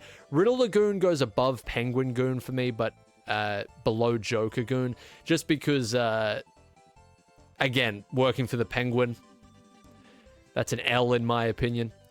Especially Lego Batman Penguin. Besides Penguin Minion, of course, he transcends. I mean, he's an agent of his own. Above Joker Goon? I mean, well, if we're factoring in Bruce and Robert Law, I guess, you know what? The sequence of these guys doesn't matter too much. I think this is our one opportunity to really factor in the Bruce and Robert Law. I think we can probably put him here. I think we can have a little bit of fun with it. You know, I think we've earned that. I think we've earned that. Does Riddler Goon, does he appear the most? Is he the one that you see the most in the game? I feel like green is kind of extra iconic when we really get down to it. I'm happy with that. I'm happy with where he's sitting. Riddler Goon has a name. It's Henry. Yeah, we'll put him there. I think he's good there. I could honestly put him above Bane, but that might it's a little silly. Implying, of course, that this whole list isn't silly. This is very serious scientific business. Riddler Henchman is an extremely dangerous character to rank because by sheer looks alone, you could put the guy very high. The ability to stand out from the rest of the goons in the game is really insane. Like, it's the green, it's the monochromatic green suit, the monochromatic green fit in general that really pulls this guy together. He's got the shades. He just looks a little bit more down for business than most blokes on this list. He feels like, in terms of the JW put it very well. He got that shit on, so to speak. And I think it's like, in terms of rank with henchmen, and like goons and stuff, I think the Riddler henchman is above the Riddler goon. He's not as iconic, but how much heavy lifting does this look do? I believe he also has a weapon that the Riddler goons don't have. Doesn't he have like a submachine gun or something? Is that right? How have you been doing this for nearly 3 hours? I've enjoyed myself a lot. Doing a tier list live, I thought I would never do it, but because they do take a really long time, it's kind of fun. Honestly, it was fun to set up as well. I think this is I don't know, bit of a wild card day 200 event activity. But I don't know. I've enjoyed this. We're on the final row. We're almost there. It's like a 50s Tommy gun, I think. Let me have a look at this. Riddler Henchman. Lego Batman 1. The video game. Let's have a look. I can't see what he's got in game. I can't see what he's got in game. I can't remember what type of gun it is. It's definitely like a machine gun of some sort. Yeah, he's got a mob feeling to him. He's is this going to be turned into a YouTube video eventually? It will, Kylo. Probably during the TGB era. This is definitely the type of thing which will be relatively easy to edit in the future. Above Hush, I don't know if he goes above Hush. I will say this. I think he's the Riddler henchman that could. He's the villain henchman that could. And I think he goes above Fishmonger for me. Like, somebody drew a comparison to Fishmonger before. He kind of is like mobbed out Fishmonger, and I think that goes a long way. Is he as cool as a character that you can only get from 100%? Probably not. And in general, Raish has a really cool look as well, but it's already painful enough to put them above, like, the regular goons because they're so iconic and synonymous with Lego Batman in general. Definitely more than what Riddler henchman is. But he just has some extra qualities which I think go a really long way. He walks into a room, you feel it, dude. Like, I don't know, the Godfather soundtrack starts playing. It's hard to play with aura like that. Yeah, it's cold stuff. It's cold stuff. I don't know if I can put him above Raish. I'm happy with this. I think this works quite well. Sailor? He appears in like one or two missions that he's an average dude, really. It's the thing with the Sailor is it's really cool to see the Sailor when you it's really cool to see the Sailor when you enter that mission because you've never seen a character exactly like it. But him appearing only once doesn't really give him enough to go very high for me. Gives Mad Hatter vibes? No, I don't see that. I think he's just kind of average. He might be... The feeling that I get from him is that he's like... I don't know. He's always... I just get like always out at sea. He's just touched down on land. He barely even knows how to interact with you, basically. That's what I'm getting. I don't know. I know that's... I don't mean to generalize sailors at all. I just feel like me and this guy, we have nothing in common, basically, right? He does put hands on Bane. He does indeed put hands on Bane, which is pretty fucking bold. But, I mean, you could say that for almost every goon here. Clown Goon still tries to put hands on Bruce. You know, they still fail miserably. He's the most average Joe that's ever Joed. I'm happy to put him in average. I'm not really sure where, to be honest. I feel like he kind of goes somewhere here. I think, like... You know what? Actually, I think he serves a cause that's a little bit more noble than just general criminality. He might go... There's something that I just considered. He isn't an actual henchman of anybody. He's just protecting the shipping yard on the docks that he's working at. That's the only reason that he turns around and tries to put hands on Bane. I feel like that's kind of hard as hell, to be honest. I might actually put him above Joker henchman here. Just because that's pretty hard. I don't know. That gives him a little bit of extra spice that I think works in his favor. Again, average Joe sequencing doesn't bother me too much. It's all relatively the same. I'm happy with that. Scarecrow... Oh, actually, Sailor might go... Does Sailor go above the cops? Sailor might go above the cops because the cops are fucking useless in Lego Batman. It's debatable, I suppose. Anyway, let's just move on. Scarecrow? It's tough. Scarecrow's tough. Scarecrow has such an awesome design. But the thing is it's like... I mean, like, Mad Hatter has a cool... Like, it's well designed. It doesn't count towards his aura. I'll tell you the feeling... Like, the general... The thing with Scarecrow is it's like... The vibe he gives off is very, very obvious. It's just... He's a scary guy. He's a spooky fellow. He's the embodiment of fear. He's achieved that pretty convincingly. The general ability list isn't great. Hey, see you later, Desi. Appreciate you, dude. Thanks for stopping in on day 200. It's big stuff. Thank you, fella. Almost done. We're on the final line here. I mean, the dude stinks for sure. Like, I was working on the Arkham stink tier list in my spare time a couple of months ago, and like any adaptation of Scarecrow definitely physically smells. There's a stench that comes along with this.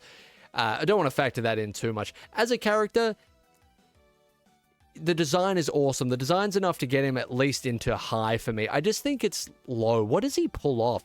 He's a part of Biplane Blast, for Christ's sake. I mean, that's not... It's not doing good things for him. Scarecrow for me can go either way because he has a menacing idle animation, but he also gives sketchy vibes. Plus his flip jump is completely pathetic, made me hate him, but if we are considering vehicles, he has the greatest vehicle in the game. The sheer power of the biplane lifts him among the rest. I can't... No, not Biplane Blast. What are we doing? Thanks for the 100 though, dude. We can agree to disagree on that one. Biplane Blast, I've got some bad history. His gas literally makes people afraid of his aura. But that is aura in and of itself. You know, it's a hard thing to quantify. I'll tell you this. I probably put him... Does he have any particularly pathetic moments either? I don't really think he does. Like, he kind of just sticks to his guns the whole game. He does get defeated, of course, but... To be honest, I probably put him above purple. Maybe that's a crime. I do love the design. How do I feel about this? It feels a little strange to put Scarecrow so far down, but that just might be because he looks so iconic. I think he's a great character. I'm glad he's in the game, but like he walks into a room, it's just like, I guess the feeling of fear is very strong, but I'm not getting anything particularly, you know, I don't know, the aura isn't pungent. It's not right there. It's not screaming out to me that he needs to be in any particular position, which kind of puts him down in its own way. I think this is fine. He's definitely got like his core feeling that he gives off, and he does it well, but not much beyond that. And he doesn't really have any particular shameful or low aura moments. So I think that helps him out. I think this is good. I think this is a good position for him. Scientist, finally. Okay, I've been waiting for this character. This is where the mustache situation and the mustache conversation has to come into play. Okay? Something about this Scientist guy. and Zoo Sweeper Ines. Hey, thanks for the 100 there, Thug Santa. Appreciate it, dude. Listen, something about this dude. I can't put my finger on it exactly. This is what I'm talking about, though. It's like Scarecrow, I mean, there's so much to him, but at the same time, I just am not getting a particularly strong feeling. Scientist, something just screams out at me. It's like, I could put this guy in God. I could put him below Poison Ivy. There's something. He might have the best mustache in the game. It's like, I don't know, man. Like, who is Nolan Grayson without his mustache? Who is J. Jonah Jameson without his mustache? It's Scientist without the mustache. He wouldn't be doing very much for me, but something comes over me. There's a professionalism, there's a surety of himself. I mean, I feel like he's a scientist at the end of the day, too. I mean, like, if a villain or a hero walks in there and destroys him, breaks him into pieces, I mean, that's just a great loss to the world. The scientist is, I don't know, within the context of the game, within the context of his profession, the levels we find him in. Do I put him above Harley? It feels almost silly, but if we're going purely vibes-based, this might be my most vibes-based one yet. This might be my most uninformed, and it might have the least evidence, the least physical evidence that I can point to, but I think he goes here. It's not my fault that there's just something there. I mean, you feel what you feel. It's hard to say otherwise. Yeah, it's really hard to sway me on that, I think. I'm happy with that. He looks kind of strange in God aura, but at the same time, I don't care. You know what? This is my indulgence. This is my indulgence. All right, and it seems like it's yours as well because I'm glad we're sort of on the same page about all of that. Anyway, moving on. We have security guard. Security guard. He's interesting. He's kind of got those. I don't know. He's got like unique glasses. He does have a. Let me scroll down a little here for you. He kind of has like a relatively unique look to him compared to the other more militarized characters. He's kind of got like the Jeffrey Dahmer glasses on. I don't know if that really gives him anything good or bad. It's just something unique, I suppose. Yeah, he's pretty average, man. He probably goes like... He looks pretty average. He's probably a more average Joe than these guys. I'd probably put him here. That's negative aura. Do you think the Jeffrey Dahmer glasses put him in low? Do you think that maybe that observation is...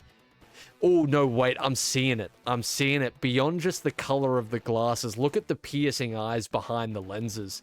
That might be creep vibes. That might be low aura.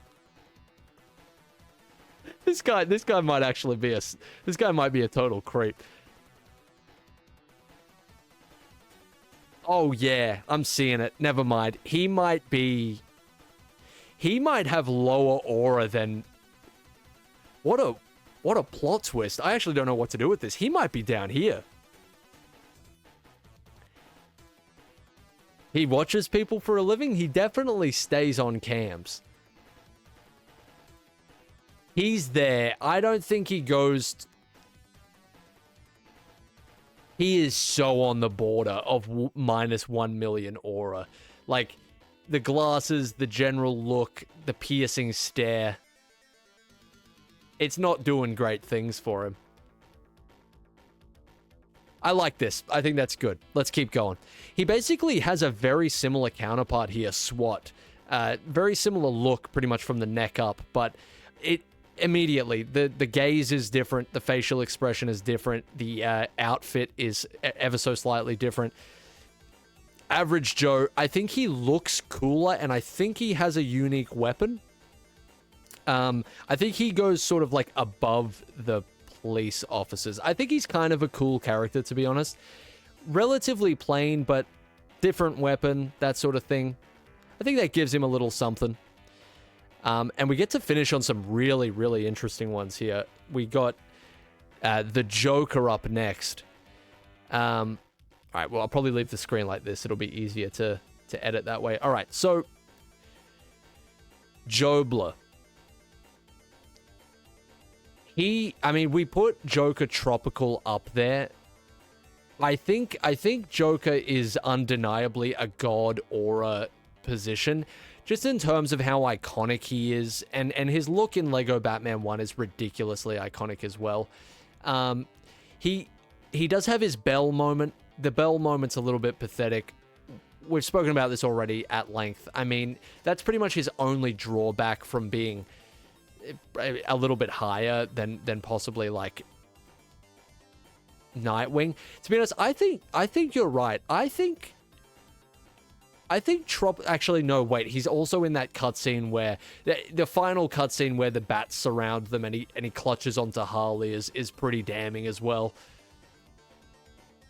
I think he's got enough of an iconic look. I think he has enough of a pretty crazy run throughout the game as the main villain to get him into God. I don't think you can take that away from him. But he has enough embarrassments. He has enough... blunders, I suppose, that probably put him under Tropical for me. I look at him and I think of him clutching onto Harley at the very end as the bats surround them, and it's just not a good look for him. Still, he comes dressed.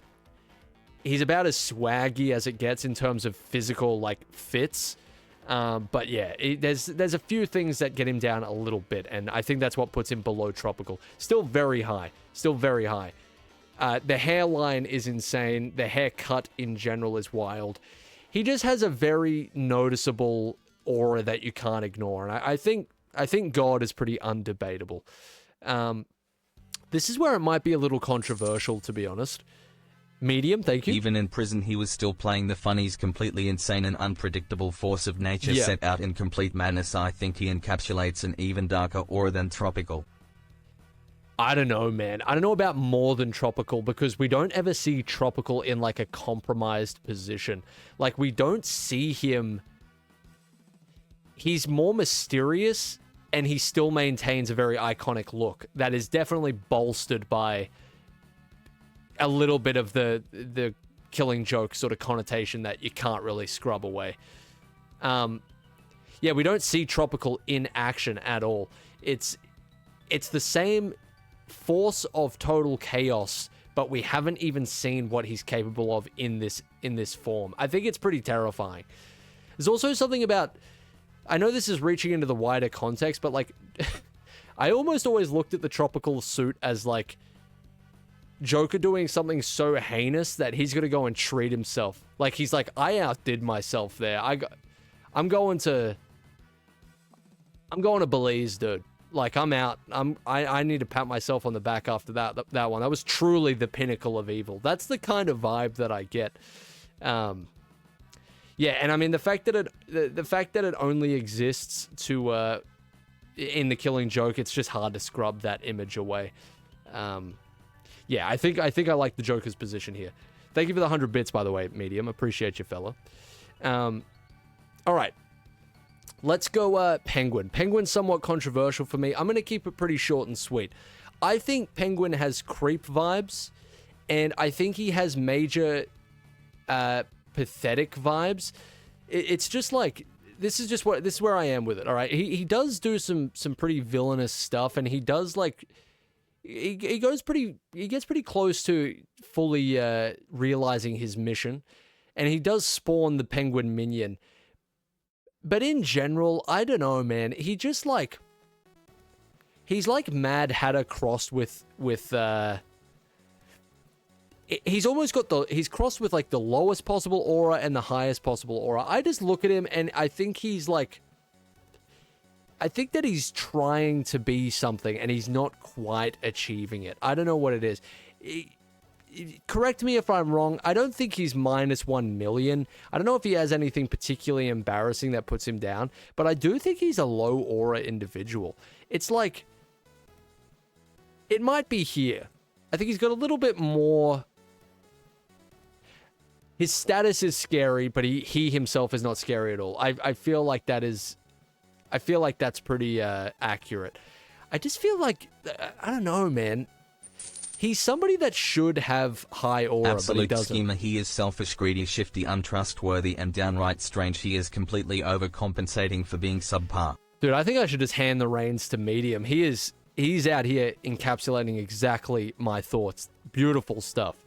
Thank you for the 100 bits, man. That's crazy. Yeah, that's pretty much it. He's not really doing anything in the cool factor for me. He walks in and he might have a scary position of power, but I don't really respect him at all. I think he's kind of, I don't know. Yeah, exactly as you said. It's doing nothing for me. Below Man-Bat, I don't know about that because he still has he's got a nice fit. The top hat really should elevate him. The umbrella is really cool gameplay wise. He's really fun to play as. The Penguin minion bombs that he can just spawn, he should be higher. This is high bias for me, but yeah, he's not doing it for me. Yeah, and I mean Penguin's Lair. Do I even need to got the worst boss battle in the game, bar maybe vehicle missions, but I don't know. This is my personal feeling. I feel like we're relatively on the same page. Maybe he could go a bit higher, but that's where I think I'll keep him. Riddler is kind of the same vibe, but he is so strange and quirky and kind of creepy that I feel like it almost works for him. I don't know. Riddler is the leader of the first group of criminals. He leads very high aura people. Yeah, he does. He kind of keeps them in check. I don't know if he really... You know what it is as well? He kind of like, he perfectly eludes Batman and Robert the entire way, basically. Like, all of his appearance is him is kind of just getting away at the last moment, outsmarting them. He's got that fun vibe, you know. He's kind of like, whenever he's on screen, he has a particular feeling where he's like very fun to watch. Even, you know, they're just Lego characters, they don't say anything, but just they nailed his mannerisms. It's very like Jim Carrey-ish, right? Yeah, I think he's formidable. He kind of embraces his creepiness, or I guess his sliminess. And yeah, I think that's enough, dude. I think I put him. I like the look as well. This is the thing. Yeah, he's got that scheming intelligence. He's very what would that word be? He's very shrewd. That's the vibe that I get. He gets bullied like Robert in the video, though. That's okay. Don't worry too much about that. I think... Sorry to keep interrupting, I have very strong opinions and it's nice to get them out, but I just thought that Riddler actually helps his allies get to the positions they want to be in instead of betraying them like Oswald. That's true, that's true. He does... Thank you for the 100 bits, dude. That is true.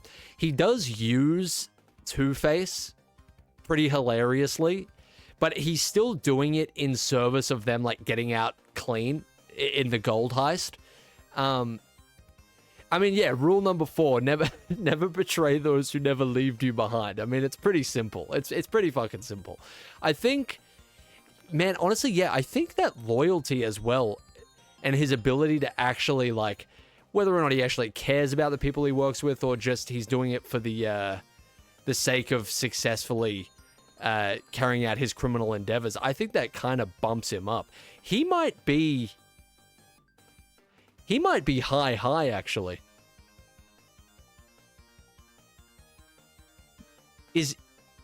Does Eddie have high aura to you? He might be somewhere, like, he pulls off the whole criminal endeavors a lot better than Harley, and he doesn't lay down and die in a bell either. This is the thing that might bump him up a bit. He might be low god. He did mind control Harvey. That's very funny. Like, he definitely uses him and puts him at the forefront of the physical assault. But I still think it was to get them both out of the situation, you know, if we're really analyzing the intent. Higher than Joker? I don't know about that. Oh, but he doesn't... There's no way Eddie is higher than Joker in this game.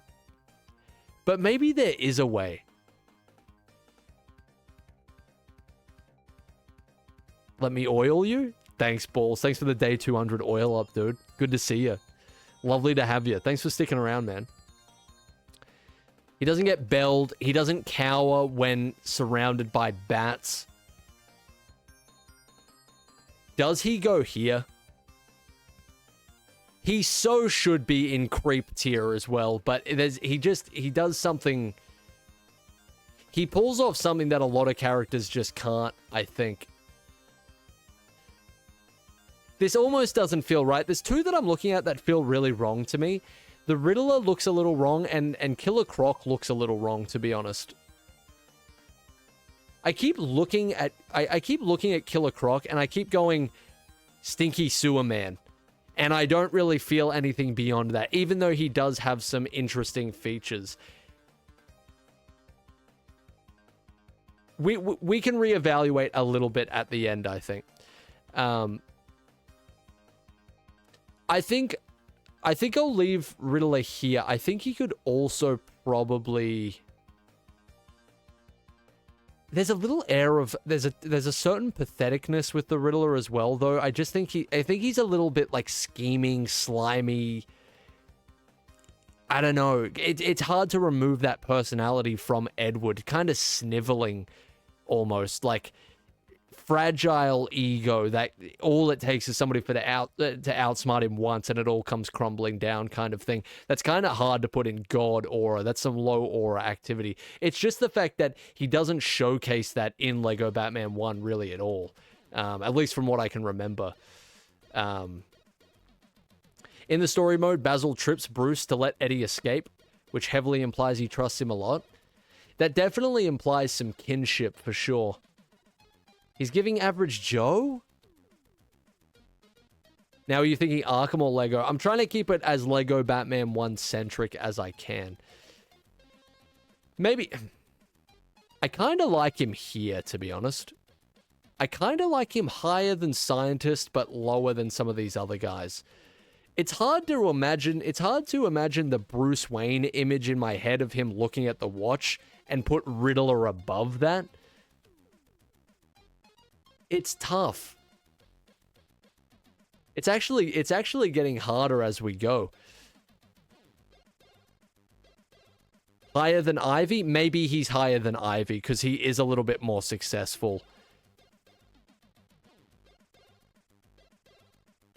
Yeah, that might be it. That might be it. I can definitely see that. I can definitely see that. I can see it. All right. I sort of get that for sure. Okay. All right. We'll leave it there for now. Okay. All right. So here... Oh, you reckon put Bruce above regular Joker? Possibly? I don't know. We're really getting into semantics. They're all in God tier at the end of the day. That's the main thing. The main umbrella that they're under is the most important part. I think those labels mean more than the individual sequencing. It's like we can get into the semantics. They're in God at the end of the day. Harvey is not only one of the best looking figures in the game. He's got the double pistol. He's got the ability to walk in the acid. Ronkler needs to go above Knight at least. He is also the first big villain of the game. Oh, I know, but I have such a personal thing with Nightwing. I don't think I can move Joker above Nightwing for me, just personally. I feel like if I did give you guys this list, Nightwing would be significantly lower. Possibly still in God, but probably just above Bruce Wayne. But I just think I think Nightwing has one of those unique things where it's like, I feel like a lot of us have memories of playing this game like for the first time when we were really young, and just there was something really cool about Nightwing. It's hard to shed that, you know? I feel like he's in the right spot for me personally. But yeah, I guess that's going to come down to personal preference, I think. Okay, so Two-Face does have pretty good utility. He's got a great design. There is the moment where he gets mind-controlled, which is kind of like... It's a little bit embarrassing, getting mind-controlled and then getting beaten to a bloody pulp. But at the same time, I feel like it's actually not really that bad. It's definitely not like Bane levels of embarrassing. It sucks, but it might preclude him from super high God, but it's nothing too damaging. Like, I don't think he's Mr. Freeze or Clayface level, but... Man, I'd say he's like... He also starts crying at the final level. We're talking about Two-Face? Well, there's certain details I definitely don't remember. When I'm editing this, I wonder if I'll be like face palming at any particular point after not remembering a certain feature or something like that. What would get Two-Face realistically into God aura besides just a really nice design? I don't know if there's really anything there, to be honest. Man, it's tough. Like, he's got utility, he's got a great design, but I'm looking for that thing. I guess when I just... This is... Alright, let me just put him here for a second. This is not where he's going. I think it's the cutoff of the profile picture isn't doing him any favors. He emulates complete chaos. The way he twirls his pistols and struts in acid gives makes me think despite his flaws he understands just how powerful he is. I mean, he was mind controlled because of his sheer power. You know what? You did just remind me of that. Hang on a sec. You did just remind me of his entrance to the game, which is actually kind of insane. Let me just oh god, that's so loud. Hang on a second. Oh, it's not his entrance. He does have a vehicle mission entrance where he actually is looking quite nice as well, but it's this, dude. This might be his entrance into God for me, to be completely honest with you. Get your peepers on this. Train your peepers on this.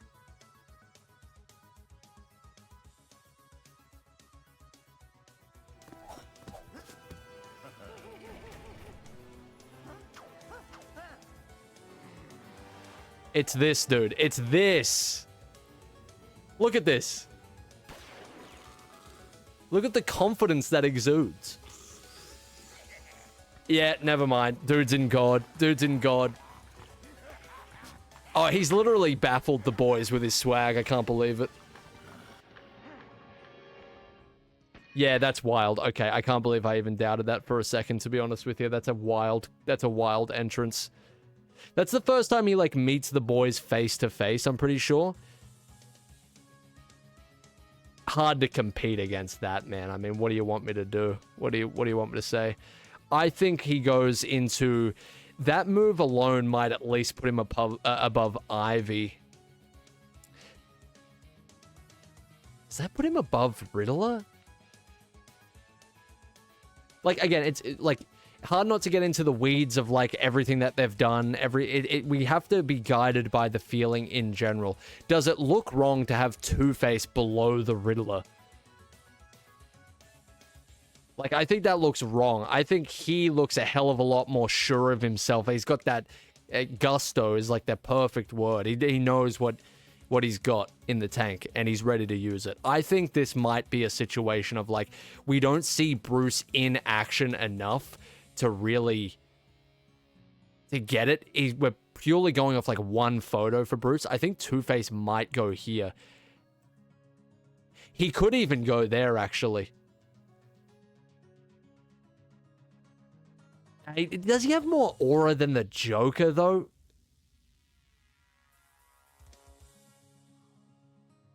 I don't think he has more aura than the Joker in general. His defeat is less embarrassing. You're right. You're right. Oh, you might be right. He actually goes down kind of like...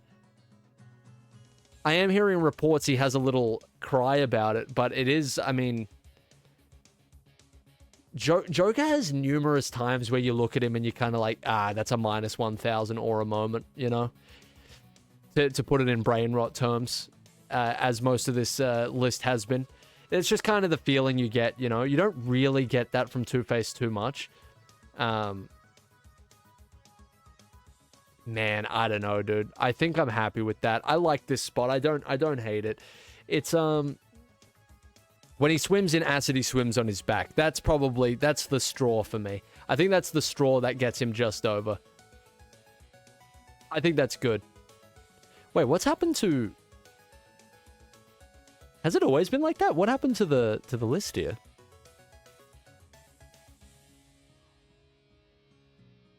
Wait, what? What is this? Hold on, give me one sec.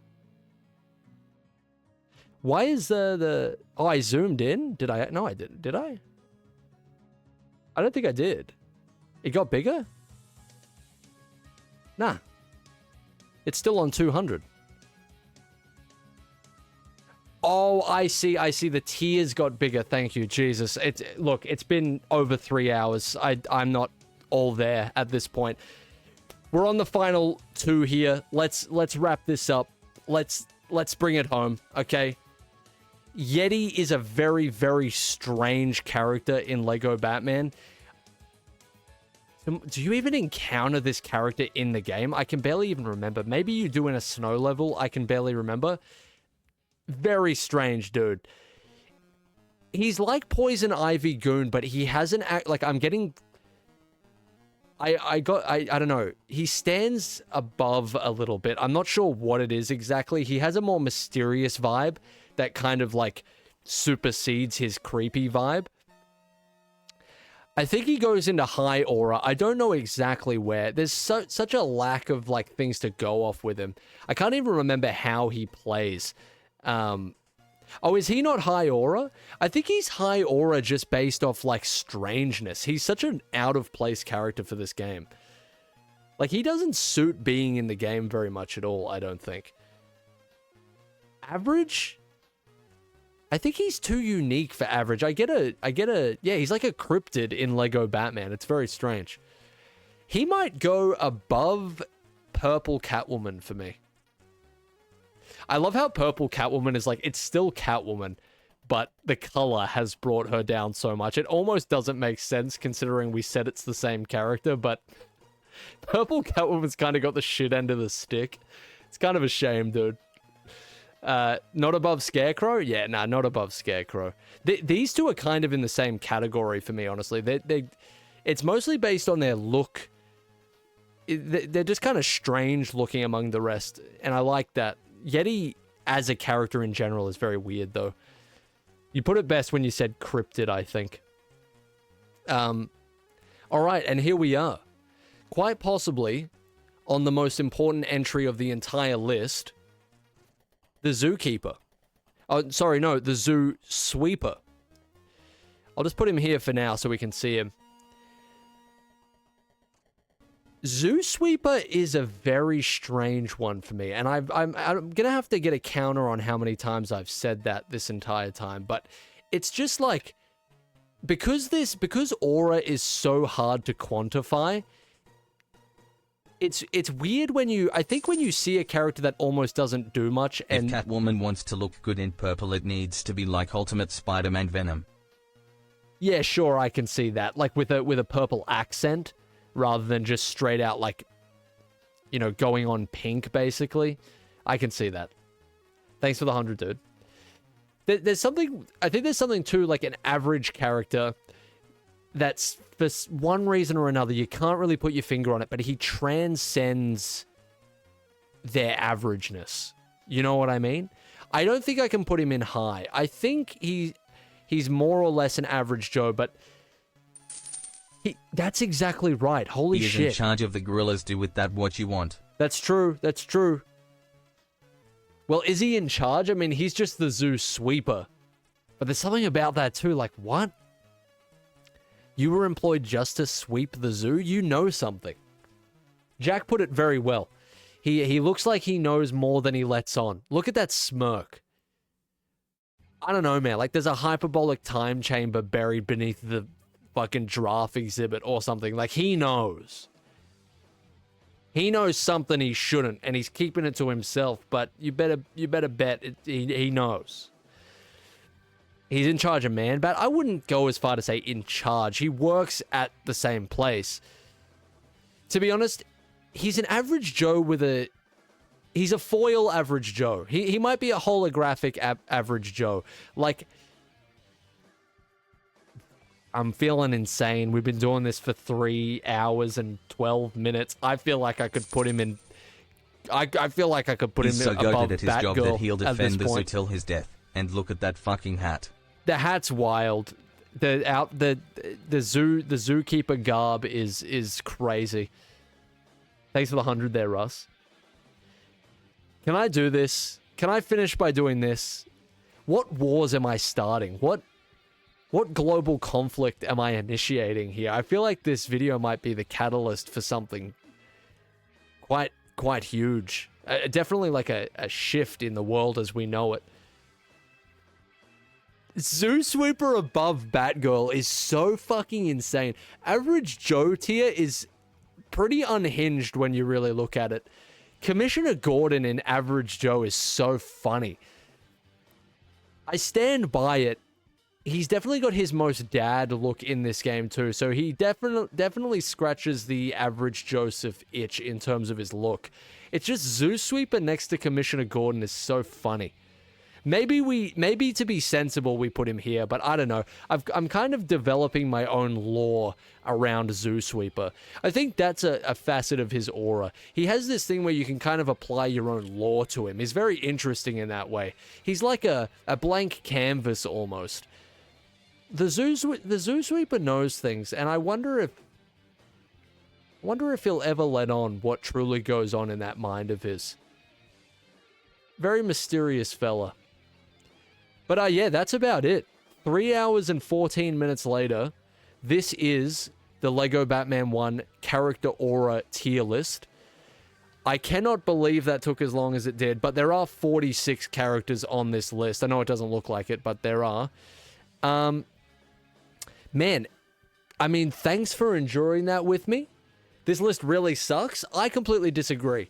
I think there's a few that are a little strange, but aura is a very subjective thing as well, and it can change on a day-to-day basis. I think we've been as objective as we can with some, and I've let my personal opinions wander in places, but overall, like when we look at God and when we look at -1 million, I feel like it makes pretty good sense. Like maybe the sequencing is off in some places, but God, Aura, Killer Moth, Alfred, Batman, Penguin, Minion, Mr. Freeze, Clayface, Nightwing. I mean, it all just makes sense, you know?